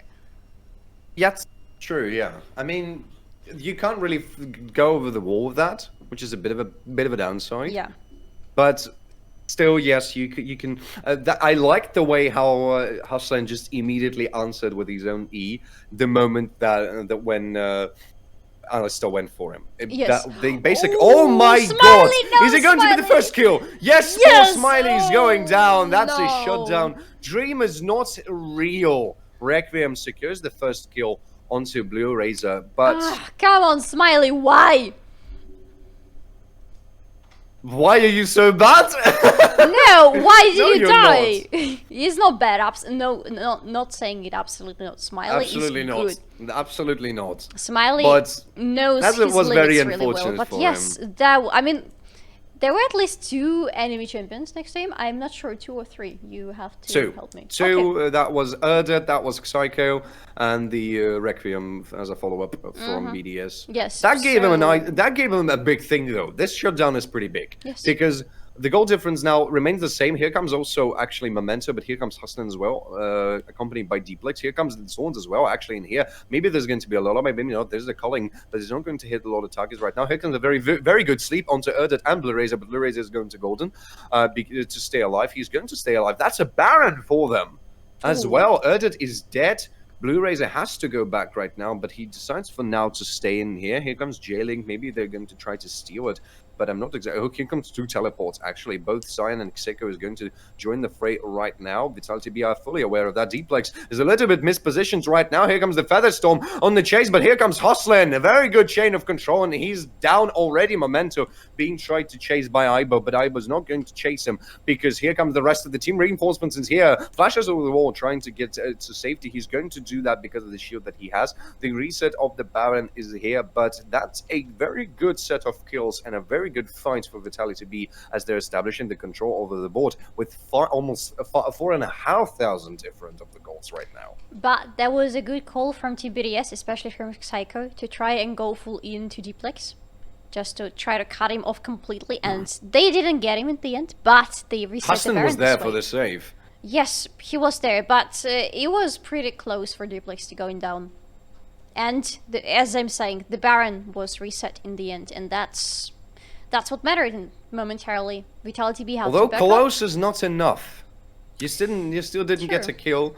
You got a very good kill onto Smiley, that's true, but in order to come back from that game, you really need to have more than that. I mean, the goal difference, it is maybe not that brutal, but it's still very big. Yeah. This Xayah is hitting some very nice power spikes right now already. She has the Essence Reaver, the Gale Force, the Zhonya's is going for Blue Razor as well in here. That's going to give them a lot of sustainability into the fight, and this jailing is a problem already. That is complete true.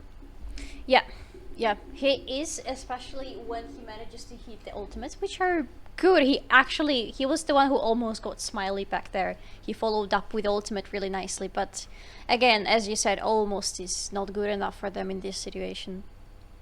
And what do they have to fight for right now? I mean, Vitality.Bee, they have all the means in their hands to turn this game in their own favor. It is already in their own.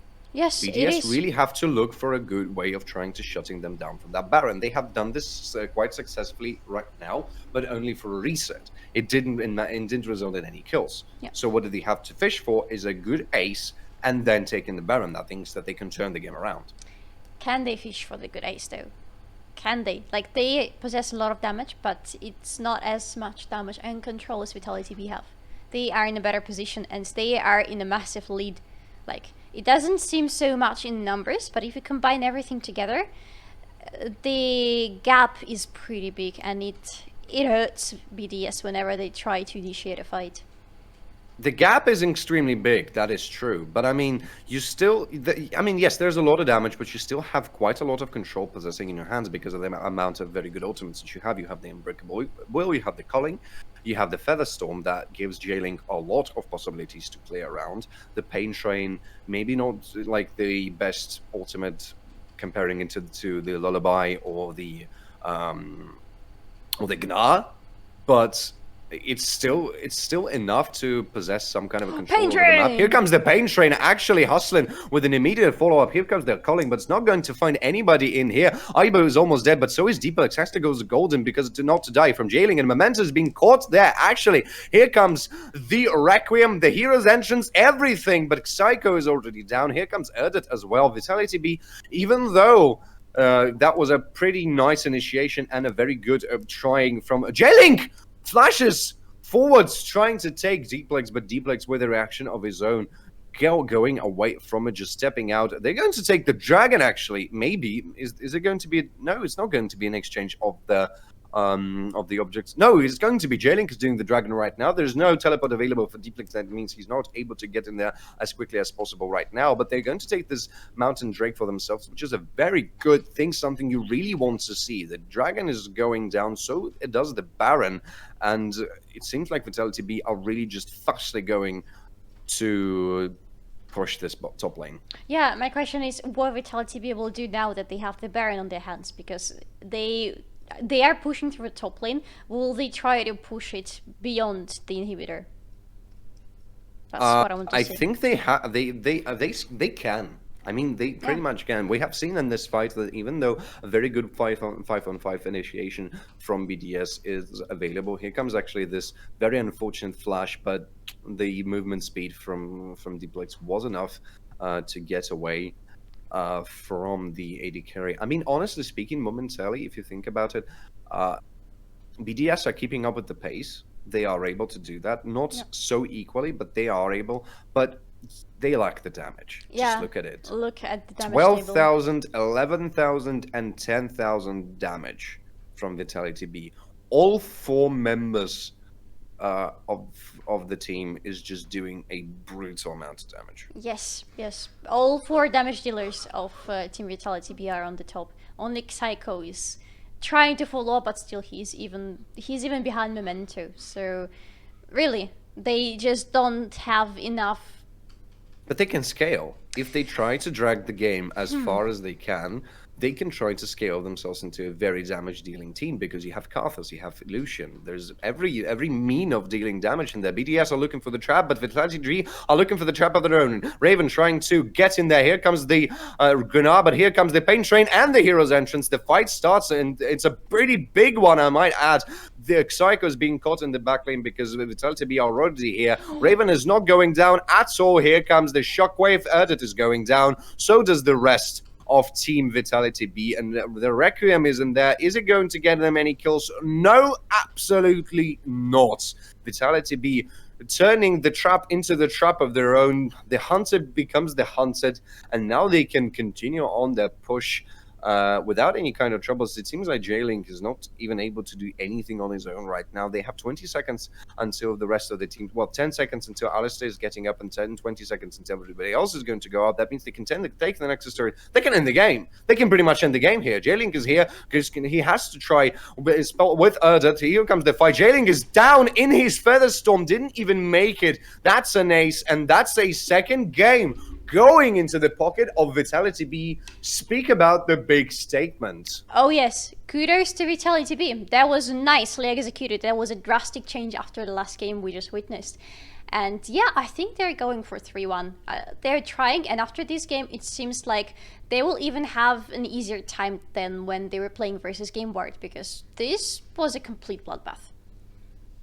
Was, and I agree, but still, we've seen what BDS can pull off in the first game. Yeah. So right now, basically Vitality.Bee have shown their cards. Yeah. Are BDS going to be as adaptable as Vitality.Bee are? That's the question for me. Because yes, we've seen 2 games that were basically absolutely straight-headed into one of the sides. So you still have to win 2 more games in order to qualify. So for BDS, now it's the moment to say, okay, now we know what's the Vitality.Bee's stronger sides. How do we play around them? So it is I think the next game is going to be one of the most interesting, because right now we will see both of the teams have the best of what they have. Yeah. Because it's going to be one of those decisive moments who will be able to pull off what. Yeah. Because in the So- first game, Vitality.Bee were not really playing. In this game, maybe BDS were not at their best because they were expecting an easy win yet again. So, but It wasn't still, exactly the case. yeah, apparently. absolutely not. It was completely the opposite. But still, I honestly, right here, I have my hopes with Vitality.Bee. They seem really strong, nicely adaptable, and very confident in their strength. You know why I really favor Vitality.Bee right now? Huh? I want to see them square off against Misfits. I really want to. Because I think this is going to be pretty good. Oh yeah. If we will see that fight, I want to see Memento against Schlatten. I want to see Deeplex against Certus. I want Oh to my see God. Raven against Aggressivo. And I want to see Hustlin against Jucktroll. Oh yes. Oh yes. Smiley against Warlike. It's just going to be a very cool fight. None other, even as, I think it's going to be as good as KC against Misfits, honestly. Yeah. That's my bet right now. So, we'll see you in the next game. Oh yeah. We will. Ladies and gentlemen, we're back. LFL 2021 playoffs quarterfinals. Vitality.Bee against BDS. The third game is up right now. Vitality.Bee have scored an amazing victory against BDS in the previous game. Amazing is not even enough a word to describe what just happened. That was brutal. There was only one death on side of Team Vitality.Bee. Poor Smiley, unfortunately, got just raid bossed and couldn't escape. But we're really curious to see what happens now, because both teams might have not been playing on their full potential yet. That's what Bredelman thinks. I kind of agree with him. I still think that the Vitality.Bee actually have shown already that they possess much more power than Team BDS do. We are though yet to see what happens next. Is it going to be 4 games today again, as it was in the last time, or not? I mean, the most tense game is going to be the game where both of the teams are going to go for the last victory. Yeah. This is something that we have I think nobody has any doubts about. But right now, I think this game is going to be very crucial, because I think that both of the teams are about to lay their cards on. Like, that's what we can pull off, that's what you can pull off, so what can we do about it? And I think that's what we're about to find out, really. There's nothing more I can add right now. Even with those bans, I mean, they are as ordinary as it can get. We see Skana, Rel Ude into Alistair, Nigeli Seraphine. Nothing to be surprised about. Although Blue Razor already goes with his Hecarim, that means Lilia might be not exactly the best option. Blind pick of Oriana going into Gnar, which is a very safe bet for both Raven and Deeplex, because we have seen Deeplex to withstand his ground even against Lucian, which you can consider to be probably the worst pick into Lucian, And which Oriana, we don't see right now. Yeah. The other way around, like Oriana is the worst pick into Lucian. Okay. Yeah. Victor, also not exactly the most brilliant of the ones. We've seen BDS to pull off miracles with that Victor. Yes. Psycho was very, very good on that one, so that might be a bit of a problem. Leona is going. Yes, we see pretty much the same team composition that we have seen in the very first game from BDS. Same goes for Vitality.Bee, only with the only difference that instead of Renekton, they have Gnar in their hands right now. Pretty much the same draft going here, with the only difference that Vitality.Bee possessed the top laner, while BDS possessed the support. The bans are going in right now. I think you want to ban Renekton straight away. So does the Gangplank. Karma. Okay. But they still have the support picked. I don't know. A Karma top lane? Possible. I mean, Possible. going full tank Karma is not exactly the most often things that you can see, but it's something pretty brutal because of powered up W. Here comes the Kai'Sa, something I'm not. No, actually, I'm a bit surprised because I would expect them to go Tristana as the first ban, but maybe Or that's going to be Xayah, the second actually. ban. Here comes Gangplank, nothing to be Expected, very surprised yeah. about. I mean, Renekton is a bad thing, but Gangplank is definitely much worse than Yeah. Renekton. Thanks So to the oranges and thanks to the distance that he can stand from Gna. yeah, also the cannon barrage, something Oh, that yeah. that provides you a lot of sustainability. Here comes Thrash. That means Smiley has his Tristana opened. Oh, yeah. He's going to go for it just straight away. I'm not absolutely surprised. What do you answer it with? With an Ezreal. Yes, we've seen that's pretty much the same combo BDS are going in the previous. They were going in the post previous games. In the first game against Vitality.Bee. So this time, it seems like BDS are in a bit of a better spot, although I am very surprised that Vitality.Bee are just letting them to go with that team composition. They've proven that they can make it work very nicely. And here comes Dr. Mundo for the top lane, which is a Oh. very good pick for Oh, him. yes. He's going to sustain Tristana quite so... no? No.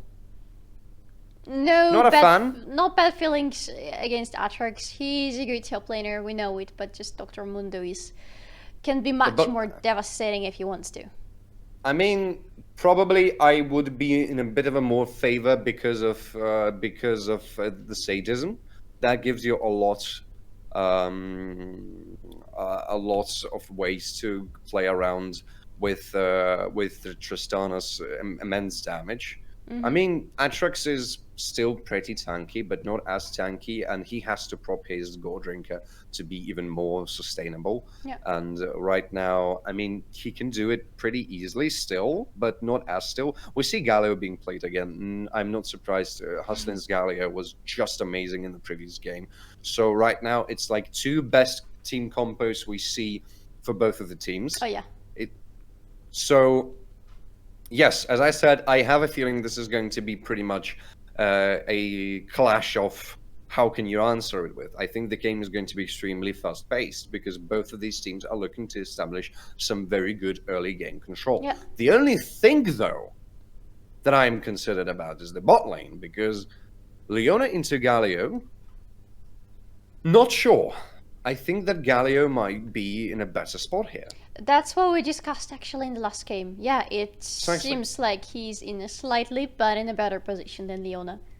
But we were discussing it as like a pick instead of a Galio. Right now we have Galio against Leona. That's something that I think might be actually the turning point of the game. Because if you think about it, right now we see two cavalries in the jungle. That's nothing to be very surprised about. It's a common matchup. We see it practically all the time. Or Victor into Orianna, something that we see quite a lot of time as well. This is nothing to be very surprised about. Victor is going to have a little bit of a more damage. This is all like normal.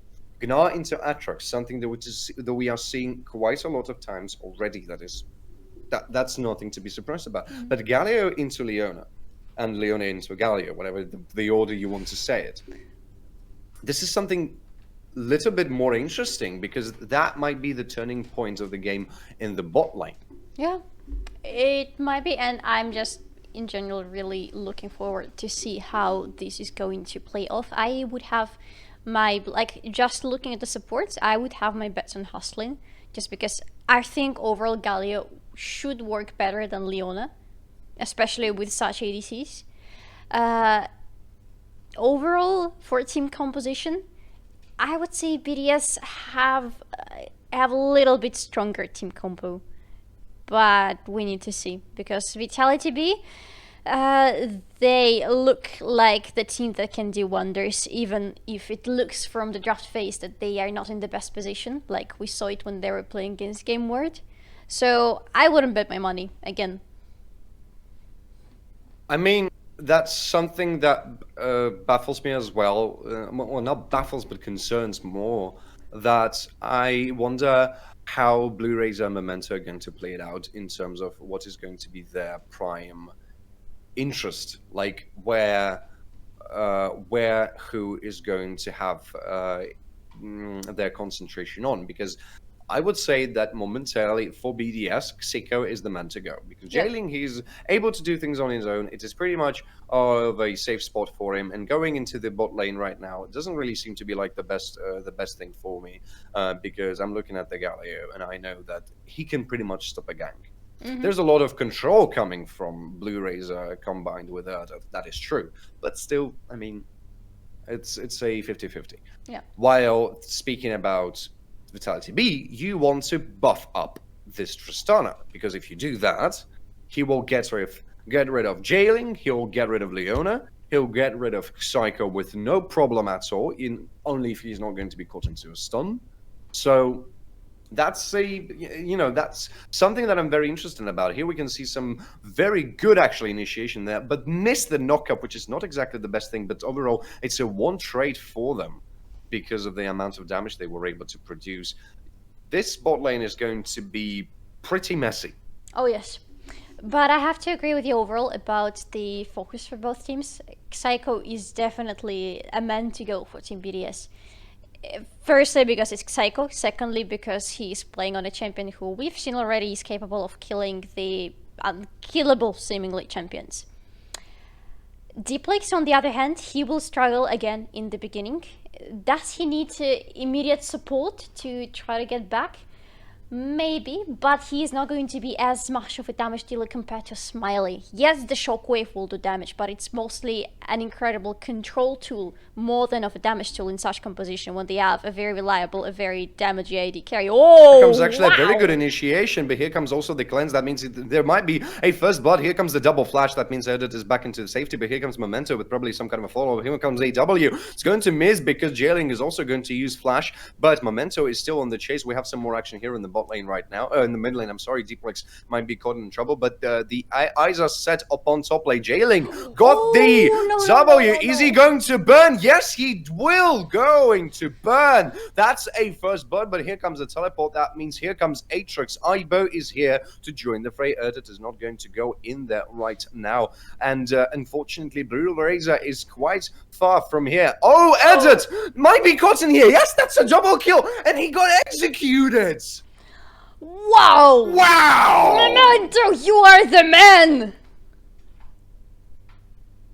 Oh my god! Oh my god. 2 kills for Memento. We are just 4.5 minutes in the game. 2 kills for Memento.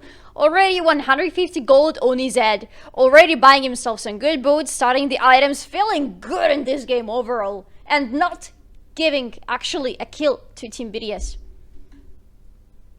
That and a burn teleport for Matrix. That means he's going to fall behind a little in here. Yes. God.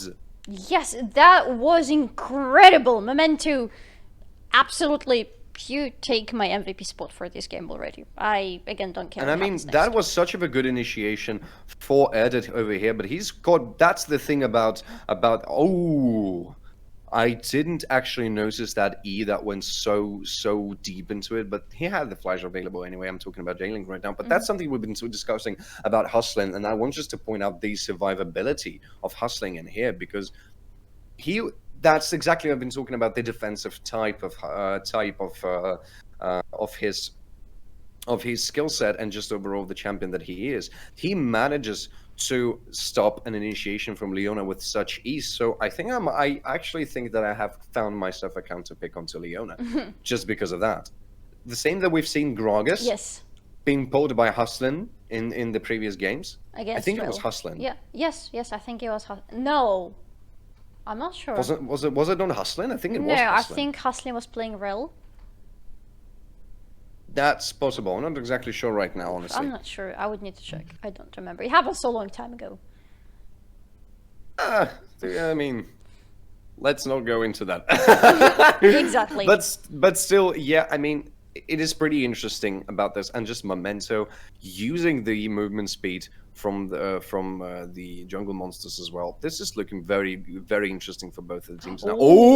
Oh, such of an aggressive flash. Here comes the taunt as well. Here comes the knockup. Edit is probably going down very fastly, but Hustling is going down actually much faster. J-Link is left here with Smiley. Smiley has to use EW in order to get away. He's getting himself into the minions. That's also the Leona power for you. Memento is going back here right now, actually leaving his teammate with 3 members of BDS. Are they looking to dive him under the tower? They could, because all 3 of them are having their ultimates already available for them. Here comes the Blue Razor. Here comes the World Ender. The flash from Raven. He's away. Here comes the Onslaught of the Shadows. Manages to hit the target, but are they going for the chase? Even the Chaos Storm, everything is in there, but they're not able to catch Raven.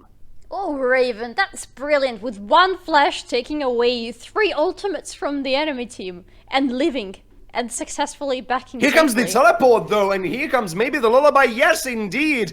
It's coming onto Aatrox. That stun is going to stop Hustling going into there, and also a defensive flash from Ibo. That means there's not going to be a kill for Vitality.Bee, but okay, the tension is up. The tension is very, very up in this game. Oh yes, it's so up. However, people still think that Team BDS is going to win here against Vitality.Bee. I'm not so exactly sure. No, I'm not sure anymore. After this start, oh, Smiley, no, don't go. Oh, all right. Didn't decide to punish him for that face check, although it might have proven to be very bad for him. Huston is going to his lane as well. J-Link hit level 6. That means he's having his True Shot Barrage already available for him. The Heralds is going to be taken as the first objective of the game, even though the Ocean Drake is waiting for both of the teams already. And, I mean, this Herald is absolutely okay for Vitality.Bee because there's a pressure on the mid lane, there's pressure on the top lane. Oh, that's a very good initiation. Here comes the cleanse as well. Smiley uses his W in order to get away. He's not going to be chased very well by J-Link and Erdit. Maybe there's going to be a true barrage. It is! Sniped yet again. J-Link's Ezreal is something on the next level, to be honest. Like, maybe it's just against the Smiley, I don't know. We've only seen Smiley dying from these beautifully placed shots so far. But oh my god, this man is a sniper.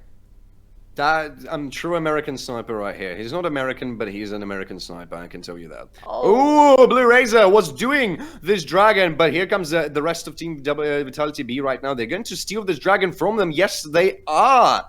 Because of the map presence that they have, beautifully read by Vitality.Bee as they take both of the objectives in their own hands. Here comes the Chaos Storm, actually propped by Xeko, just to zone Deplex a little bit more. That's a bit of a damage coming onto him, but not so much. Ooh, that's a recall interrupted onto him as well. Actually, I am extremely surprised with Vitality.Bee right now. That's so good from them. Yes, I mean, they are a really, really strong team. You can see it. They adapt really nicely. They learn on the fly, just on the go. And overall, their team composition, not talking about the Champions League pick. Oh, that might be an onslaught of the shadows. Here we go. The fight starts, but Blue Razor has to go back immediately. The tower still stands. That means they are saving this tower from falling as the first tower of the game. But almost all of the turret plates were taken by Smiley, and despite the second kill onto J-Link, Smiley has to be a little bit actually a little bit ahead in terms of the goal difference, because there's only 1 turret plate being taken by BDS. Oh my god, this is a very good trap. Here comes the taunt onto Erdit. Here comes everything onto Erdit. He has to flash away, but the lullaby is still available. He's going down nonetheless. The ignite is going to be there as well from Hustling. That means that's the kill. Here comes the True Shot Barrage onto everything right now. The tower is going to still stand, but a good kill. The 1,500 gold difference in favor of Vitality.Bee. It seems like they're establishing a oh my god, Xeko actually in a bit of a trouble right now. There is no shockwave, but auto attack going to chase Xeko despite of the flash. That stinks a lot. Yeah, you can't really flash from an auto attack, Xeko. Don't you know it? Oof, that's a burn. That's a very bad burn right now. But that was a really good kill to Deplex. That was really nicely done. He has a lot of damage already. He's actually, this time, he is going the same in terms of the creep stat as Xeko does. You can see there's almost no difference, and he has a kill. So he feels really good this game. Like, even We're better going than to the see what last have game. happened in here. Notice that there's no Chaos Storm and no ultimates in this fight. And just look at it, boom, and the last also just in the second where he flashed. This is just so unfortunate. Oh, Ibo might be in a Oh. bind of trouble right now. Here comes the lullaby. World's End is also propped in there, but it's not going to save Ibo from being dead. Yet another kill picked up by Vitality.Bee. They're establishing a lot of control, but here comes the initiation. No! It missed onto Smiley. Immediate follow-up by Hustlin and Smiley. He dashes away, jumps away, rather, with his W from J-Link. That means there's going to be no skirmish and no exchange on the bot lane. Already 2,000 gold difference for Vitality.Bee. We're only 12 minutes into the game. This is huge. This is huge, and look at Memento. The man already has 3 kills and 1 assist in his pocket. And Zhonya's is already complete for him. He is really in a very, very good spot right now, and he might be actually one of the biggest threats for Team BDS in this game. Well, I think combined, I think that everybody right now is pretty much of a threat, because if you think about it, Dplex is very, very high right now. So is Tristana. This Smiley, this Tristana is just very, very big. The tower is going down. This is going to be the first tower of the game, and it will go to Vitality.Bee. Here is it going to be the turret plate? I think yes. It is also the second. Is the last? I'm sorry, not the second, but rather the last turret plate. Raven might be caught actually here. Yes, he will be caught in here, but the Gnar ultimate is not available for him. That means he might actually lose this exchange. Ibu doing some very good job in evading all the skill shots. Here comes the defensive flash from Raven. Almost a solo kill from the Atrix. Talk about very sustainable top laner. Ooh, Blue Razor actually might be looking for some kind of an action here. I'm so sorry for my colleague right now, because there's so much things for me to comment, but there's so little things for her to say. It's okay. Don't be sorry for me. I am enjoying watching this game, spectating as Vitality.Bee did in the first game. Well, it's still a little bit of an awful thing for me. Shut up and comment. Fine, I'm shutting up and commenting. There's nothing to comment though right now, so or is it? No, there is no action going to happen just yet. There is a Drake coming up though, just 12 seconds before the Infernal Drake. It's not gonna be Infernal Soul though. Is it gonna be a Mountain Soul again? It's gonna be the 3rd one in a row. We'll see though. It can be a Cloud Soul as well. Yeah, it can be. There is also a Herald, which will go up pretty soon, and I think Memento will try to go for this one. Maybe he will even prioritize it versus Drake. But Team BDS will go for the Drake. They need to try to get some advantage on the map, because right now they are in a losing position. They're going to rush it, actually. Ibo is already... No, he's not going to join his teammates, but the rest of Vitality.Bee are here as well. It's getting zoned. Here comes the Shockwave, though. Just... Maybe that was... Oh, Solar Flare? No, they're not going to be... This Shockwave really baffled me a bit. Yeah. I think that was some kind of a mistake. I'm pretty sure about that, but... Well, the Drake... This is going to be a Cloud Soul. Finally. For us. Okay. Yeah, some kind of a change. But the Herald, they have the opportunity to take the Herald right now. They're going for it. Look at Memento. He's there already. Haslin will be close by. Raven will be close by in case help is needed. But I don't think Team BDS will try to follow. Smiley. Oh, that's a teleport from Psycho. That means Raven is not going to take the tower. Smiley is there on the bot lane. He will be surrounded by Blue Razor and Ibo, though, if Huslin is not going to go there. No, actually, Blue Razor is going to back. They're not going to try and kill Smiley. I mean, he already has the Kraken Slayer, so I don't really judge him. The tower goes down nonetheless. So does the Herald. Oh, yeah. Vitality.Bee have a really massive advantage right now. Everywhere. Like, on the Drakes or even, but it's just the Drakes at this stage of the game. 4,500 gold lead for them. They are establishing the same amount of control that they have established in the previous game, with the only difference that they have given up 1 Drake. So my question is, if BDS, how can BDS pull this off? Like, what is their opportunity to pull this off? Good question. Good question. I'm not sure, frankly. I'm seeing an opportunity either in a good team fight initiated by Team BDS and followed up by their control and quick enough damage coming from Psycho, who is capable of doing that amount of damage. to quickly try to cut off Smiley and Hustlin from the game, or they can try to fish for Smiley and Memento separately. Well, it seems to be a little bit of a hard time right now because even though Smiley is alone in the bot lane, there's no one who can really fight with him without any kind of a problem. Especially, well, only except probably J-Link. Yeah. But J-Link will have a bit of a hard time as well because the mythic item is a little bit better than an Essence Reaver. I mean, Essence Reaver is a very good item, but it's not as good as a mythic item itself. Yep. Yep. So And Smiley has more opportunities to avoid the fight if he doesn't want to fight, if he doesn't feel like it. So you can That's just true. you can just spend time, waste potential. Yeah, with the flash. jumpy. Yeah, jumpy. Jumpy Okay, after I the thought he fight. can do this too. Here comes the jumpy onto Ibo. That's a lot of damage. That's that's a lot of damage. HP. Oh my god. Ibo, wow, that must have hurt. Actually, Ibo is really good, but he. Oh, is Memento's going over down. here. Here comes the Predator. That means that they are trying to fish for that kill. Here comes the W. That means he cannot go in there because otherwise he's going to be. So he's going to sleep if you will. It would follow up in there. So that's yet another turret going down for Team Vitality.Bee. Here comes a shockwave and a sleep, beautifully sniped onto a sniper himself. Here comes the onslaught of the shadows. So does the entrance. Here comes the kill as well, and the double kill. The solar flare is not going to do much. Erdut and Psycho are too late to join the fun because Vitality.Bee have successfully pulled up a beautiful double kill for themselves. Talking about the control, actually. Control followed by good control, because when it comes to jumpy champions, it doesn't matter how good your individual control is. It matters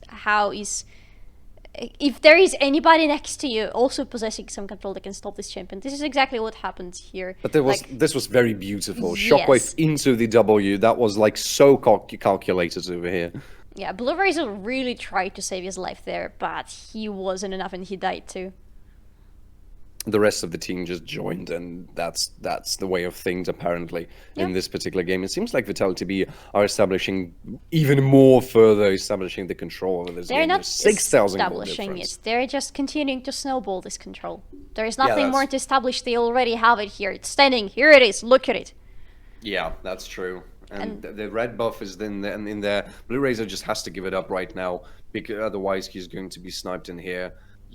I don't really think the BDS can try to fight. Here comes Raven. That's the full team of Vitality.Bee. They're going to prop the Herald in the mid lane. It's going to bring the turret down. Here comes the Solar Flare, trying to do at least something. Ibo is going to actually join his team as well, but they can't really do anything about what is happening right now. This is just a decimation of the mid lane turret. Maybe it's going to be a decimation of the second turret. 5 seconds until the Cloud Drake is going to be in there. True shot barrage. Yes, the Herald is dead right before he's going to hit the second tower.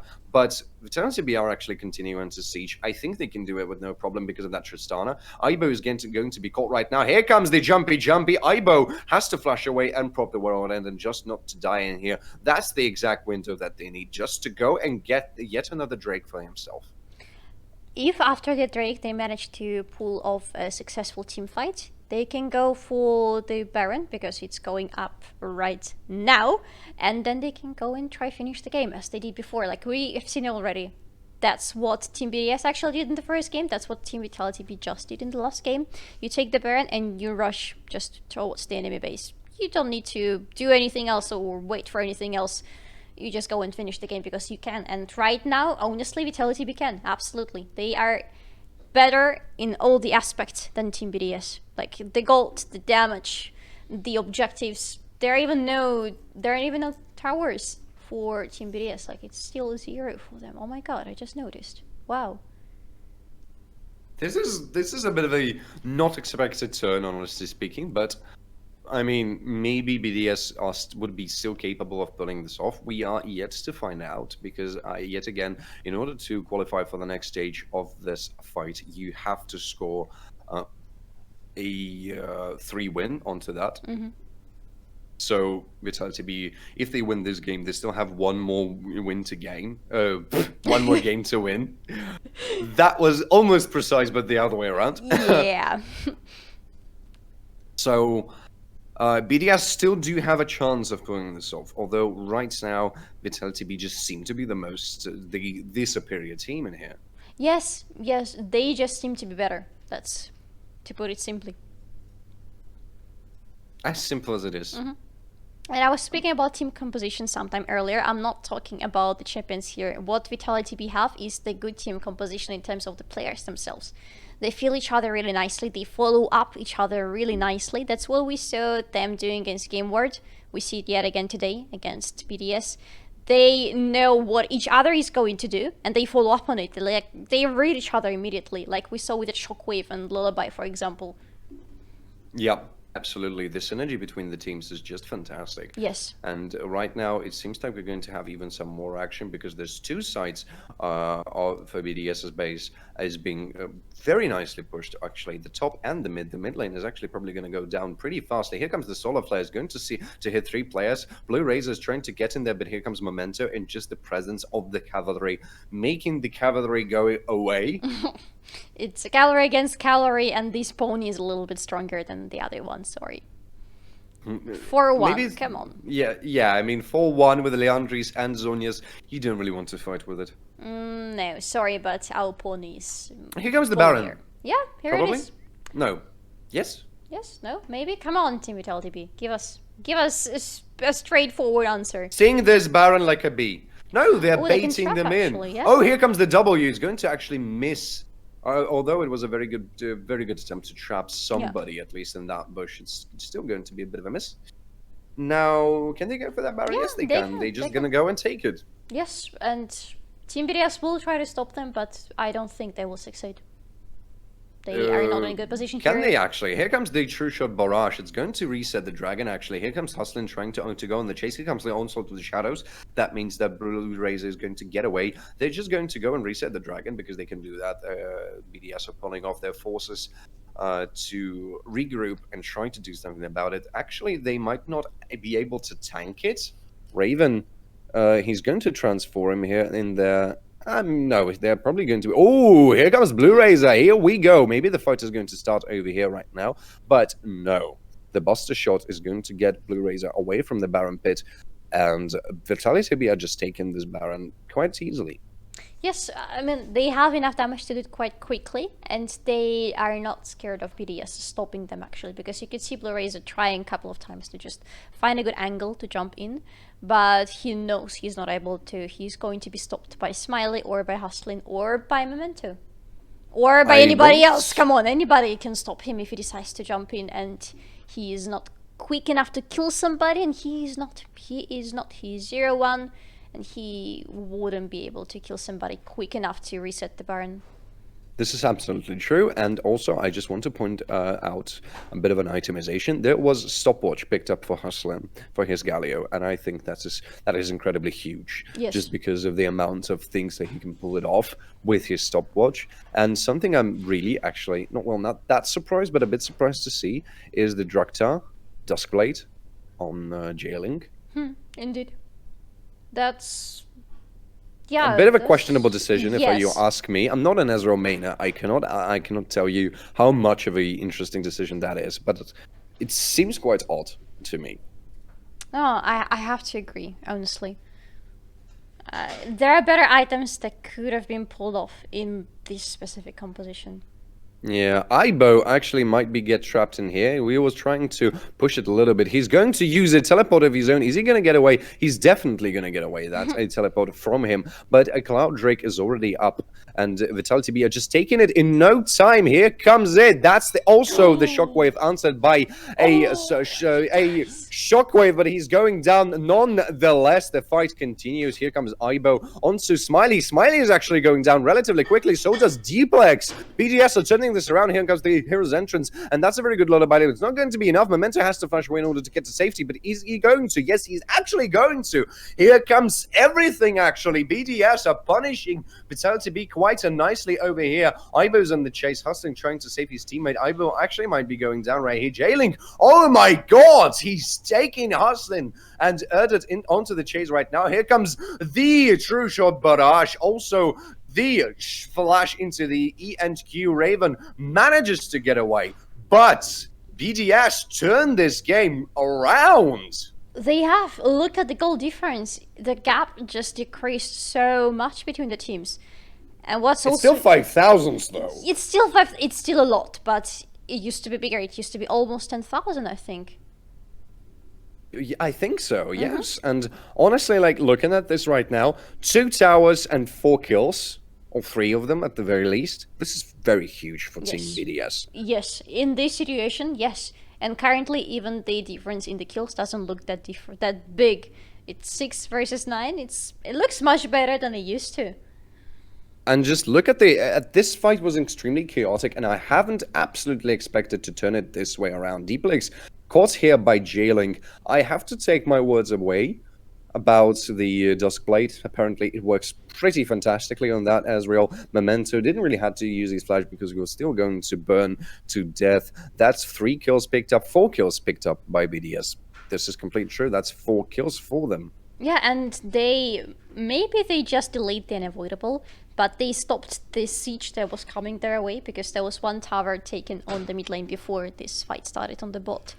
So, because having the Baron buff and not receiving such an answer from BDS, maybe Vitality.Bee would have tried to go further, at least to get an inhibitor. That is an action if it is indeed the inevitable or not, because right now it seems like BDS are understanding the way that they can work this around. Here comes a brilliant taunt because of that. Also the solar flare and the teleport. Everything is burning here. Come on, that is a very chaotic fight. Everybody is dying. Everything is dying. Here comes the hero entrance as well. Deeplex is on the chase by Psycho, but he's going to go down. Memento is still alive. Also, J-Link is on the chase. That means only 2 members of Vitality.Bee. Only 1 member of Vitality.Bee is still alive. BDS, in this chaotic fight, they managed to take it yet again. And they are on the chase to siege the base. They can actually do this. Only 1 minute and 20 seconds left for that Baron. Can they pull this off? Good question. They are destroying the gap completely. They will take this tower. They will actually try to take... No, they will not try to take the next one. Okay, they will split their attention a little bit between the lanes. But yes, that's a really good answer from Team BDS. Finally, they've gathered themselves together and they are answering Team Vitality.Bee, and they're doing it nicely. Because right here, so much good action from that team. And just this chaotic brawl, everything happening at the same second, your eyes is just completely dancing around. Oh, yes. You do not understand what is happening on the map even. Absolutely, absolutely. It's, again, one of those very chaotic team fights where everybody's burning everything and just, so many things flashing on your screen. So much action. Oof. Beautiful. It feels like a brawl of some sort. Yeah. How do you call it? A fight in Irish pub, but with many people, and it's very flashy. Irish brawl? Maybe. look at the damage there. Look who is on the first place right now. J-Link! Yes, Yep. J-Link. This Duskblade have proven to be actually one of the best things you could have picked up. Yeah. Look what else he got. He got himself a QSS.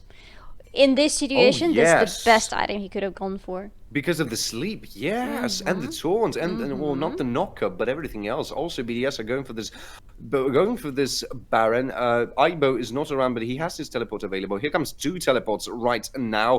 Aibo is going to be in the center of her action. Raven is going here behind. Here comes a flash into taunt. Erdut is dead so quickly. Raven onto J-Link right now. He's splitting the attention. Memento! Here comes the Baron too. Vitality.Bee. That means that the fight is still not done. Shockwave. Blue Razor is almost dead. Xiko is going down. J-Link is also dead. The only Aibo is left here to tell the tale. The teleport onto the mid lane. Vitality.Bee is turning this game around in a brutal fashion. Raven is on to chase onto Aibo. Can he fight? Here comes the heroic entrance. Here comes the Gnar. Aibo flashes away trying to save himself. Can he do that? I'm not exactly sure. He's still being chased by the rest of Vitality.Bee. But 2 members of them is... Yes, they're preventing him from backing. Here comes the taunt. That means he's going down. What is happening to the base? The base is... Yes, he's dead. The base is being pushed. J-Link is going to go up on these 8 seconds. Vitality.Bee are taking the second game. They are talking about turning the game around. That was a really close call for Team BDS, but oh my god, Vitality.Bee, you are so good. Wow. I mean, I did not expect the last game to be so... It started so tense. Uh-huh. Then it was a like very, very big gap in the middle, and then boom! Big ending. Yeah. Wow. Wow. Indeed, wow. I don't even know what else to say. It looks like Vitality.Bee are really going for the win again. Is it going to be the 3-1 again? Are Vitality.Bee are going there to meet Misfits in the semi-finals of LFL? We're going to find out very, very soon. Stick with us. We will see you in the next game. Yep. Hello again, ladies and gentlemen. Here we are again, and we have what might be the last game of today. Might not, but we are yet to see, because Vitality.Bee are going to prove us if they're worthy to go and meet the Misfits in the semifinals or not. Indeed. This was a very interesting set of 3 games that we have witnessed. The first game was just one-sided, won by BDS. The next game was one-sided by Vitality.Bee. This game was looking like BDS can pull off a comeback, but they weren't exactly able to. So right now we're looking to see something absolutely different. The tension is very high. Oh, yeah. One more win, and Vitality.Bee are going to the semifinals, and they're going to meet the Misfits. Can they do that? We will see in this exact draft. The draft is already very interesting because both the cavalries have been banned. The Hecarim and Lilia is no longer about an option, so I'm really, really interested in what's going to happen. Gnar as a first pick. Raven has no Gnar available for him, which is a very huge thing. He has available Renekton. He has a lot of other good options available, actually. He might go with whatever he wants, but will they go with the top lane? No, Rel. They will secure Rel! Yes, yes, yes. Finally, she's not banned. Oh my god, Ashlyn and Rel. That's what I love to see. And Jace. Oh yes. god, yes, he's not in the bans. Oh, that's gonna be massive. Into Graves. Oh. Oh. Blue Razor onto Grace. We've seen him to put... Oh, and Oriana. Here we go. Here we go. They both are really going for the win. This is how do you know that their tension is high. It cannot get any higher than that. No. Oh no, it cannot. Oh! This is just brutal. Wow. I don't even... Wow! That is going to be another bloodbath, I'm telling you. Look at the if picks. J-Link is going with Tristana now... He can't go with Tristana because Smiley is going to be the first one to pick. That means Tristana is going to be them there. Ezreal into the team comp, Tristana and Rel. Oh my god, this is going to be bad. Oh, this is going to be so bad. I mean, if Smiley manages to secure Tristana now, that's a win for Vitality.Bee, I'm telling you. But it can be a ban. They can ban Tristana right now. I hope they will. I mean, if I were Team BDS, I would go immediately for Tristana. But yes, there is still Kai'Sa available. There is still Ezreal available. Yeah. If I was Vitality.Bee, I would ban Ezreal just right out of the gate. Still leave some other good ADCs, but yeah, you can just ban Jumpy completely. I mean, if we don't get the Jumpy, you don't get the Jumpy too. Yeah. Oh. Gragas. Yeah, basically. Gragas support into Rel. Yes, I All was right. trying to say. I'm just speechless. Yes, you're right. Not an option anymore. So there is Thresh available. There is Nautilus available for BDS. Yes, Thresh is available. Kai'Sa. Totally. So... Xayah or Ezreal or Kalista. I'm a big fan of Ezreal right now, actually. Because that would just leave J-Link with Xayah. Although leaving him with Xayah is not exactly the best option. Yeah. But Ezreal is still a bit of a problem. We know that he's very good at sniping with those ultimates. Oh my goodness. Memento. Nocturne into Graves. Oh, that's gotta be epic. The ultimate, the darkness. Oh, the darkness is going to be unleashed in this game. Xayah is going on to J-Link. but is it going to help you when you won't be able to see anything but the inevitable horror rushing to you? No. My answer is no. I'm rooting for Team Vitality.Bee right now just because. Oh. Oh, the combo. Oh, that's good. And a Kalista. And Kalista. Okay. Okay. All right. The lovebirds on the bot lane. Is it going to be Kalista? I think It so. has to be. It has to. You can suddenly change for Ezreal last second. No, he will not. Okay, that would have been like really shady. Oh my god. This is good. This is so good. Oh my god. Still, I'm saying that Vitality.Bee have right now better position. I mean, Grace is an extremely powerful jungle, that's true, Yeah. but Nocturne, his level of clear, his speed of clear is just immense, and his ultimate, yes, I mean, it's not going to be, I mean, Nocturne's ultimate is going to be so useful in here. Yeah. And he himself has a lot of damage, and he is able to actually solo somebody in his ultimate, like going into Psycho or into J-Link, maybe even into Blue Razor solo. With the ultimate on, he might be able to secure a kill.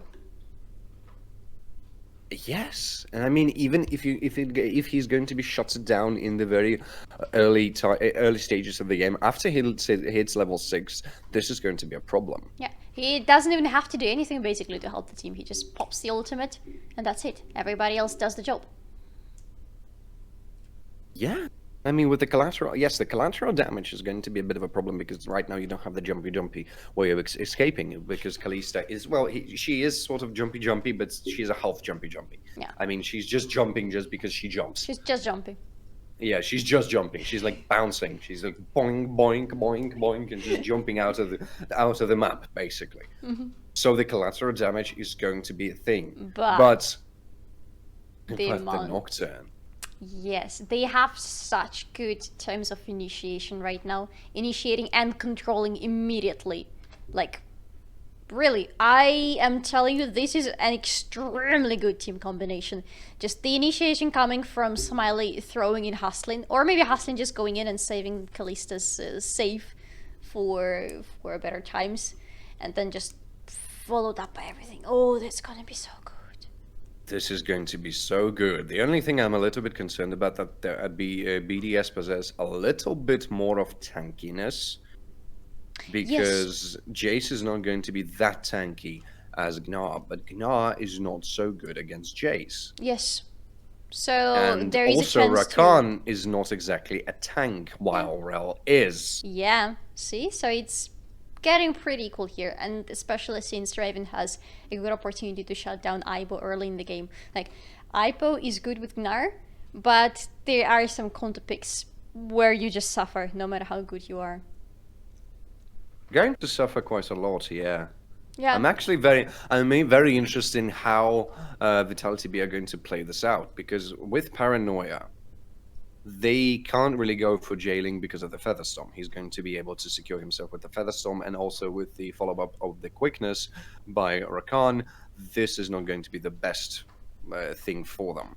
Yeah. However, that means that Xiko is in a very bad position. Yeah. Because he can't escape, and the shockwave will be immediately shot down by the shield that Nocturne already possesses. Yeah.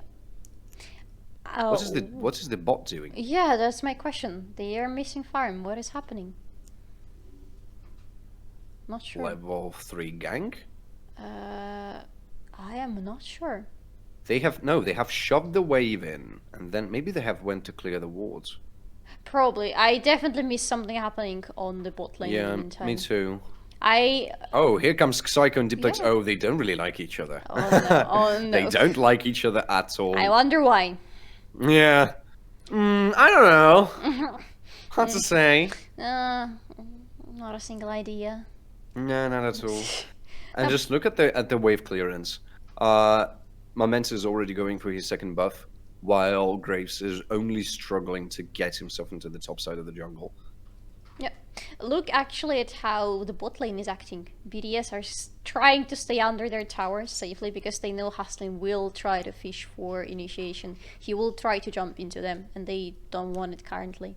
I mean, they have a good combo in their hands. Oh, but here he comes. Oh, here he comes. That's Hustling what I is was going in talking there. about. That's a very good stun as well. Here comes also the ignite onto Jailing. Maybe they're looking trying to take the first blood. That's a lot of damage from Smiley. That's a lot And of damage. these spears are just brutal. Yeah, they absolutely are. Ooh, Oh, and here crazy. comes... Oh, both of mid laners are actually going back, but here comes Jace. That means he's going to be here just to help his teammate in case there's going to be any need to help. Blues Razor is actually quite deep in there. He steals it, I think, but Raven is already No. here. That means that they can try to fight, but Xiko already is here also to follow it up. Raven and Momenta have to withdraw as fast as they can. Here comes the defensive flash out. Raven is going to be caught in here. That's a first blood because Xiko was a little bit faster than Deeplex. Deeplex decided not to follow his adversary in here. Maybe he's looking actually to catch him. Oh no, he's not going to be able to. He's going to be able to do that, But there is no follow-up. No follow-up. Yeah, Not now. not the best set of action for them.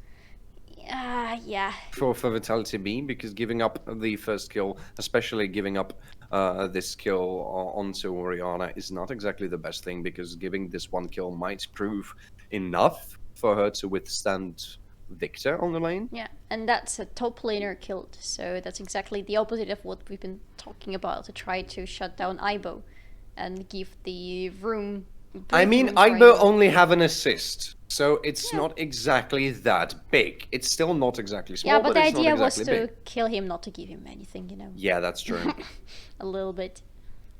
Look at the damage, oh my god! Oh, yes. Khaleesi is just so powerful in the early game. She is powerful in general, but yes, in the early game you can just see how much the spears do. Just insanely much. You were... I couldn't hear you. Your microphone decided not to tell us what you were trying to say. My microphone decided not to... Well, look at the creep difference. 42 now into 32, but still. It looks It was like 28. it looks like it's really hard to farm against Smiley, because so far... Against Kalista. Just against Smiley, because in every game we see that in the bot lane the creep difference is pretty drastic. I don't really think that this Xayah is going to be in the best position overall. No. Xayah and Rakan are a good pick, but Maybe alone not they as won't be good able much. against Kalista, yeah. Yeah, against Kalista and Rel together, no. We're slowly hitting our level 6 right now. Already the Chaos Storm available for Deeplex. He might look actually to try to execute a solo kill on his lane right now. Aibo is trying to hold his ground against Raven, but Raven is already going to be a little bit in the lead in terms of the creep difference already. The Mountain Drake is up as well. Yep. It's gonna be the first Drake, and it's not gonna be a Mountain Soul again. That's good to know. I wonder who will go for this objective. I am saying for now that Memento will decide to go rather for the Herald instead of Drake, but we'll see. I mean, he has a lot of pressure in the top lane just because of Raven. Hustlin and Deeplex are already here, and this is pretty safe for them to leave Kalista alone at the lane right now. He's going to go back. They're going to try to steal the Gromps. Yeah, here comes Blue Razor. He's going to spot Hustlin in the No, bush. he backs. He's not. Yes, he managed to back in time. Yeah, But he was Memento is here. spotted, He's but- sitting on the ward, but the ward is shut down by the control ward, so he can easily go in it. But Aibo just decides to play it safely. Good for him. I would be very careful if I was Smiley right now, because if both Jailing and Erded are going to hit level 6, this is going to be pretty bad for him. He's not alone anymore, so it's fine.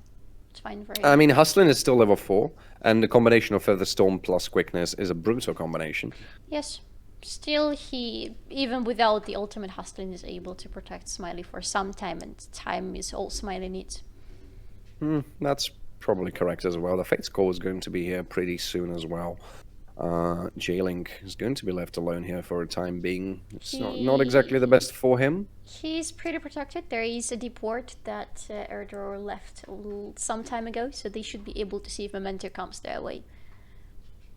Memento is indeed coming, actually, right now. Are they coming for Maybe the yeah, I think that they're going. Well, this is going to be a crab first, but I mean, judging by the fact that they have a lot of he uses his smites. So my suggestion is the paranoia is available. So is the Fate's Call. Is it gonna And be a there's power no dive? ultimates. There's no ultimates for bot lane. No quickness, no feather storm. You can go for it. You can go for it if you want to. That's Decides such a not to massive for now. advantage. Shame.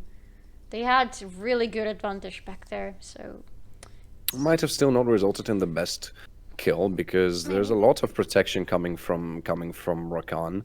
yeah. Because of the shield, there's a double shield. There is a knock up, also a heal if you hit your Q, and it's not exactly hard to hit a person with a Q while this person is just basically staring you into the face. That's true. Oh, look at what's happening. That's a Herald. Blue Razor is going to take the Herald right yeah. now. Yeah, no problem for them. No action from Vitality.Bee, and they have. Oh, they're going to pop it just straight away onto Ibo, just so that Jace doesn't have the advantage. Also, Xiko is here. Maybe we're going to see a tower dive. Now people are starting to believe in Vitality.Bee. 51%. Yeah, that's still not much, but yeah, finally for the first time, people believe more in Vitality.Bee than BDS. Wow. This team has proved themselves to people. Well, it still is a question if there's going to pull that off. BDC have almost pulled off the comeback in the previous game. Hustling didn't hit his level 6 yet. Both with their quickness and their feather storm is available for the bot lane, but the creep difference is just getting me over here. Oh my god, the difference is becoming bigger and bigger. That's insane. In no other lane there is such a difference. Even on the mid lane that's pretty equal, but bot lane, wow. Yeah, honestly speaking, this is something you have to address because this Kalista is just going to farm herself into the snowball if things are going to go this way. There's no goal difference yet, despite the first blood that was picked up by BDS and the Herald that haven't been popped yet. The Dragon is still standing. We're 10 minutes into the game. Dragon is still standing. What's happening actually? No team wants this Drake? I think both teams know that the other team wants this Drake. Okay, that's the idea. That sounds more like truth. You're right. I think we will see some action there, though. It has to happen because right now it's a good time to shut down bot lane, maybe? Oh, Ipo taking damage. I'm not surprised, especially with the fact that Raven is able to get a very good trade onto Ibo. Here comes BDS. They are fully in control. Oh, look at the pinks. Maybe they're maybe actually trying to take Dplex first. This is going to be, yes, this is going to be a Herald being popped off in the mid lane. That means that there's going to be quite a nice way of controlling this wave. He's going to even no, he's not going to stun it for the time being, but the Herald is all alone in there. That means he's not going to do that much.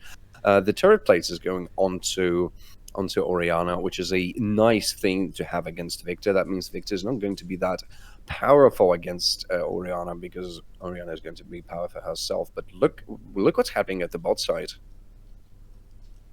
I would say there is tension happening on the bot side.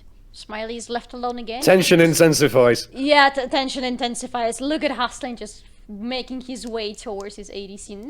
No, actually not. Going back, but there is going to be a Drake. Sooner or later, I think Vitality Memento is there. Deeplex is there. You can try to go for it. Oh, the Drake is going to... Oh! Oh, here comes the paranoia! Here comes actually everything. The quickness is getting dropped, but can he go away? Yes, he can. He is a Rakan, but he's taken by the powered Q from Raven.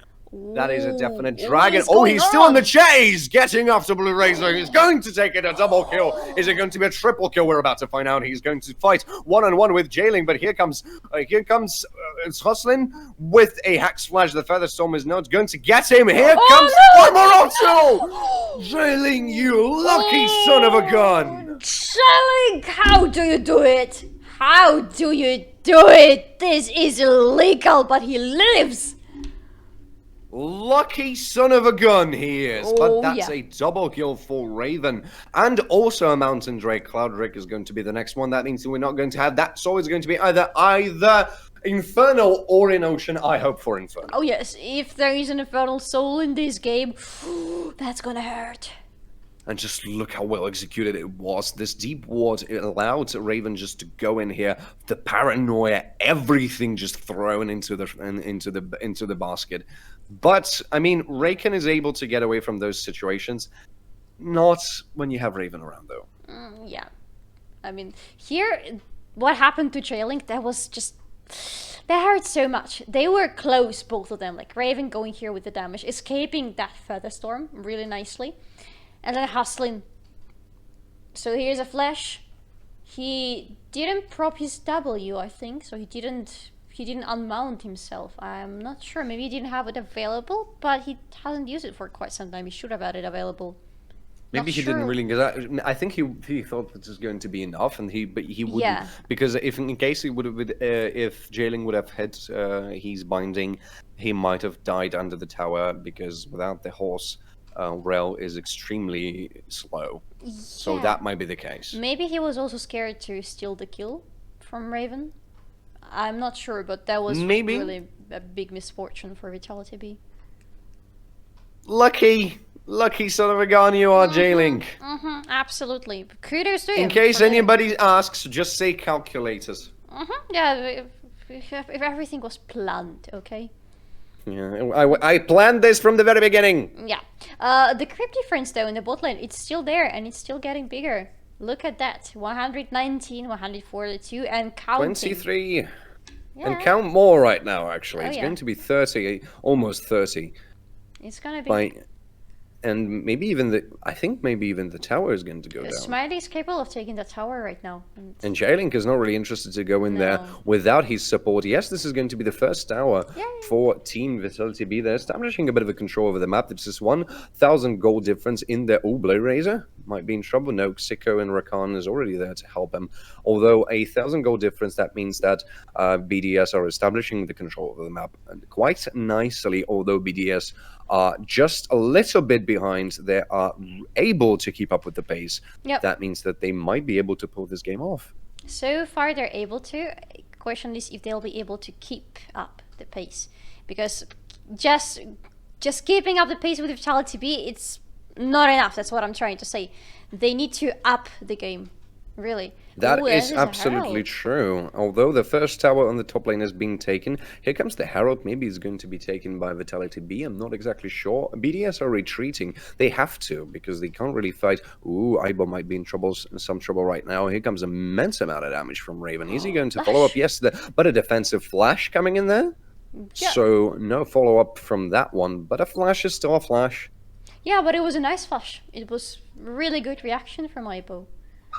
Oh, BDS nice flash. Really I like that way of things. It was a nice flash. I like the formulation of it. Okay. Oh, look at that. 1 minute and 20 seconds until the Drake. Yeah. The Herald is being just tossed around like a little doll. I feel and it seems like Vitality.Bee are actually going to give it up. Yeah, actually, yes. They're not going to try to fight for it. Again, they are not taking the objectives in this game, and that's a little bit worrying. Like, they took the Drake. They'll probably, I hope, try to go for the next one too, but the Heralds, they just give away the free Heralds. BDS did it last time, though. Oh, Paranoia. What? Onto Smiley so that they can't catch him? He tries to escape, but he just can't. It's 4 members. Maybe they were trying to fish for a solo kill for Smiley. You mean Vitality.Bee? With that paranoia, yeah. Like, you use the paranoia so that nobody can see him, and even Aibo is having a hard time seeing him because of the range. I think he was trying to help Smiley escape because there were just too many people around him. Didn't work. Either way, didn't work. Yeah, it didn't work either way. 15 seconds into the Drake. Memento is nowhere to be seen around the Drake pit, actually. So this might be a bit of a better position for BDS. Yep. Because Memento is... No, he's not continuing to push the wave. Kalista is slowly making her way towards the bot side of the map, although decides to go the long way around. If you go to the top lane, you're going to the bot lane just really slowly? Yes. Okay. Okay. They're taking the dragon. Yeah, Yes. they're gonna take it. They are, and it's gonna be Infernal Soul. Oh, Yes. yeah. Oh yes. That's Also, gonna the be goal good. difference. We're even right now. The Herald is in the hands of Erdut. He's going to pop it, actually. Not exactly sure where it's going to go right now from those bushes. I think he's going to go with the mid lane. Not the bot lane. Yes, I'm absolutely correct. But Huslin is already here to try and trap him. Not exactly sure what we're going for in here. No, I don't know. They're trying to take that tower. Oh tower yeah, too. here we come. Here we come. Oh, This is Shockwave. cavalry. Shockwave is going onto Raven, but he has to flash Oh, away. Here comes Hustling with a Hustling! good and initiation. Also the Featherstorm. That means everybody's gonna go away. That's a teleport also going somewhere over here. Aibo is joining the fight, but he's going to be able to get away. Here comes the paranoia. So that means that Aibo is going nowhere. Probably is going to go down. Yes, he does. Took a bit of a time, but that's the kill that they were fishing for. Although the 2 towers were taken by BDS, so not the best of exchange for Vitality.Bee. No, not at all. Absolutely. They were lacking at least one member of their team somewhere in the lower right part of the map from where the action started, because that's the route that BDS took as an escape route, and it worked for them nicely. Only Ivo got left a little bit. He got cut out from the rest of the team and couldn't escape. Whoa. That might be a bit of a problem. No, manages to escape. No, that's not a problem. Not yet. Oh, the binding might be a bit of a problem. True, but for now it seems pretty safe for everybody. There is a Baron actually coming up in less than a minute. Still 3 minutes till the Drake, so it's a little bit of breathing room for both teams right now. Can farm, can try to fish for kills, maybe not. Maybe try to just gather the strength, finish some items. Regardless of the fact that BDS were quite successful at taking such objectives and etc., I do actually think that Vitality.Bee a little bit of a better spot, because I see 2 shutdowns onto Victor and onto Jace. Jace is 2-1. Already has the Eclipse available for him. That makes him a very, very hard damage dealer. Also, Smiley, 30 CS gap with Xayah. No kills on Xayah, on both of the AD carries. And the Immortal Shield Bow with the Runans. That's pretty big. That's pretty big, especially on Kalista. She profits from both of them a lot, especially from Runan, I would say. Like, it just makes her spears go pow pow pow. And That's the Immortal Shield analytics Bow. here. Yeah, that's like the best explanation. How do your spears go? They go pow pow pow. I like that way of explanation. I mean, don't get me wrong, I'm absolutely up for it. Okay, fine. Thank you, I guess. The blue buff, there's going to be contest? No, there's not going to be no No, contest for the blue they just buff. take it. They just take it for themselves. Not good, actually. Oh, that's the quickness propped actually on Erdut. He's going to take Haslin in there. Here comes the paranoia, Nice. allowing Haslin to escape. Raven is on the chase. I'm sorry, Raven is being chased by Aibo momentarily. I think that he doesn't really want to fight until he's going to, the Aibo is going to transform back into the normal form. Jukes everything. Here comes the Gnar ultimate, but he's going to transform back. Raven now can start a fight with him, but he's going to go down. Here comes the shutdown we've been talking about, a solo kill for Aibo. Yeah, 150 gold into his pocket. That's nicely done. Good. Aibo. Aibo is a really strong player. You shouldn't underestimate him at any circumstances. Like, for Aibo and for J-Link, don't take them lightly.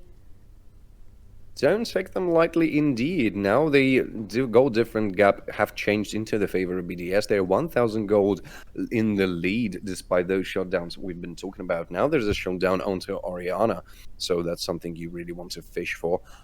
It seems like BDS are a little bit of a better position over here. I would say so. Still, however, the creep difference for the ADCs, it's just... Oh, the shockwave! Massive shockwave onto Smiley, uses his cleanse, trying to get away, but here comes Hustling onto the safe. Here comes Memento as well. Xiko might pay with his life, trying to fish for Smiley, but it's not going to happen. Jumpy for the save. Oh yes, and Also that was a Paranoia! shutdown. Here we go! A fight continues. Exhaust trying to save his Blue Razor, but not going to happen. Well, no, it's going to happen. Memento has to flash away in order not to die. Here comes the Gnar ultimate, the Feather Storm, everything, the kitchen sink, just throw everything in there. But Victor is here for the cleanup. Ibo's going down as well. Baron for Vitality.Bee, a great opening. Ooh, indeed. 22 minutes into the game, they are going to take the Baron and they're going to push at least one lane. And I think they're going to take the Dragon too, even maybe go first thing for it. Because you want to try to fish for that Infernal Soul unless you want to just go and finish the game super quickly. But overall, that was nicely done. Oh no, Haslin! You don't do it. After surviving that team fight so nicely, you just die before getting the Baron buff. Oh, and BDS are actually going to take the dragon for themselves right now. Yeah, they just take it as a second dragon for them, so now they have a little bit of lead here, but here we have a replay finally of this beautiful fight. Psycho just tried to fish something, but amazingly followed up by Hustlin just shutting down, trying to shut down. I think Psycho even flashed there trying to get Smiley, but he did, played yeah, with his life, and that's 150 gold into Smiley's pocket. And just the follow-up, so beautiful. I have to give props Ibo for getting in there and slapping everybody as much as he can. Yes. But you can't really do anything against Hustlin's engage. Even the Feather Storm is not going to be enough. And Victor's damage is just immense. Oh, yes. Yes, absolutely. He's just... Like, again, with the Victor, that's how it happens. He's just standing somewhere there behind. You don't really see him doing beautiful moves, but he just delivers constant damage. A very reliable constant damage. This upgraded Q is just so good. Yes. Oh, yes, it is. Oh, wait, Memento also doesn't have the Baron buff. Yep. I just noticed. Wait, okay. Memento? Yeah. Yeah, it doesn't. Did doesn't. he die? No. Yes, he did. Ibo killed him. That's oh, true. yes. Yes, so it's not just Hustlin. Sorry, Hustlin. I won't be screaming at you anymore, maybe. I'll think about it. Yeah, I need to consider, you know. It depends on the next game against Misfits if you're going to win this fight. It looks like they're going to. Look. Oh, Raven. Oh, here we go. That's the quickness. That's the charm. Everything is in there. Psycho is always here to join the fight. But here comes the paranoia. That means that they're going to pay for it with their lives. Everybody is in there. Victor is doing the god's work. Oriana is already downed. BDS just have to withdraw as fast as they can because they can't really do anything against that Victor, that Kalista, that Nocturne, the Shadow, the Paranoia. That's what's coming to get you. Oh, yes. Actually, Psycho did a mistake. Oh, don't listen to me. Look at Smiley. Maybe he Maybe going didn't do down. a mistake. Here comes another knock-up. Smiley is not going to get away from there. Oh, A good shutdown. Yes. It's a really nice shutdown. But I was trying to say Psycho, like, you could see Team BDS really fishing for that Raven, and they got him, they took him down, but Psycho just propped his shockwave in the very last moment when Raven was already down, and the next moment when the actual fight started and everybody from Vitality.Bee was there, the shockwave was not available right here. It just could have maybe, I don't know, I don't think it could have turned the things around, but it could have helped BDS. Maybe Shockwave is still a shockwave, so it Yes. might have got him at least something, at least to kill him on momentum, maybe even Yeah. on hustling, because they Yeah. both were at quite low HP already. Mm-hmm. So it's something that might have turned the tides for them. I'm just very surprised the fact that Smiley stayed there for such of a long time. He really wanted to finish that tower, and he paid for it. Yep, but still, it's a almost, well, it's a 2,500 gold difference in the favor of Vitality.Bee. We have a bit of a side turning over here, just waving. The gold difference is just waving towards one team and then the other, then one team and then the other. Oh yeah. So it's a bit, it's a bit of a, I don't even know how to call it. Yeah, look at the graph. That is a roller coaster of the gold, just going up, Yep. down, up, down, up, down. Maybe we're going to see something more because, well, we're definitely going to see something more because 1 minute and 25 seconds is what we have until the next Drake is going to be up. 2 minutes until the Baron is going to be up as well. And Vitality.Bee This will is going go to be for this big. Baron. They will go for this Baron because they really want to finish the game now. You can see it. They can just push through the side lanes or go straight through the mid lane. I mean, The so many Baron options are buff open is for not them. longer available for them, so it's a question, where do you want to regroup? This dragon... Oh, here comes the paranoia onto J-Link! Here we go, the fight starts, but he's not going to do much. Flashes away not to get caught by the shockwave in exchange of the ultimate, also burning the flash from Memento. That means he has to withdraw, but so... No, actually, J-Link doesn't really have to go back. Does he? No, he doesn't. No, it's good. The question is where they're going to group now, because the Drake is coming up right now, and Memento is quick enough to get in there, but without a paranoia, I don't really know how well you're going to be able to execute this fight for the dragon. But the paranoia ultimate is just way too much of a powerful ultimate, especially in that exact position. That teleport and going in there, Aibo. Just notice the fact that Aibo is not here. He has his teleport available. He's going to try to split push it a little bit. Raven is already grouping himself onto the dragon, but no, it seems like they're going to try to fish for a fight in the mid lane. Yes, they are. Hustling is already here. So is the Raven. Everybody's in here right now. Psycho taking a lot amount of damage out of this powered Q from Raven. Deeplex is doing a lot of damage by his own, only with this powered up Q. It seems like BDS are not exactly capable of fighting for the dragons, so they're going to take it. Here comes the teleport onto the top lane. That means they're going to try to fish for a backdoor, and they are doing this quite successfully. The tower is going down relatively quickly, but the damage onto Erdert, onto J-Link, manages to bind Deeplex. That means there's going to be quite a follow-up. Smiley and Hustling is getting zoned by Aibo. This is a very powerful opponent, and it seems like 10 seconds until the Baron.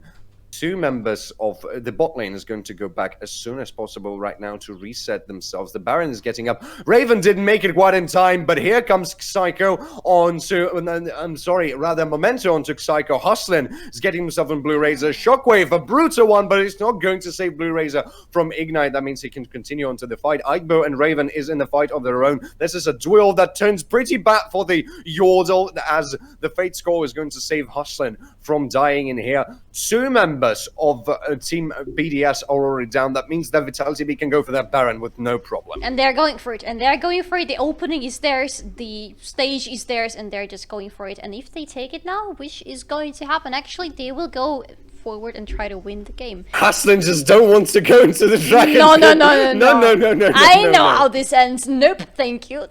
Everybody needs the buff now, so they better back. Ooh, they going...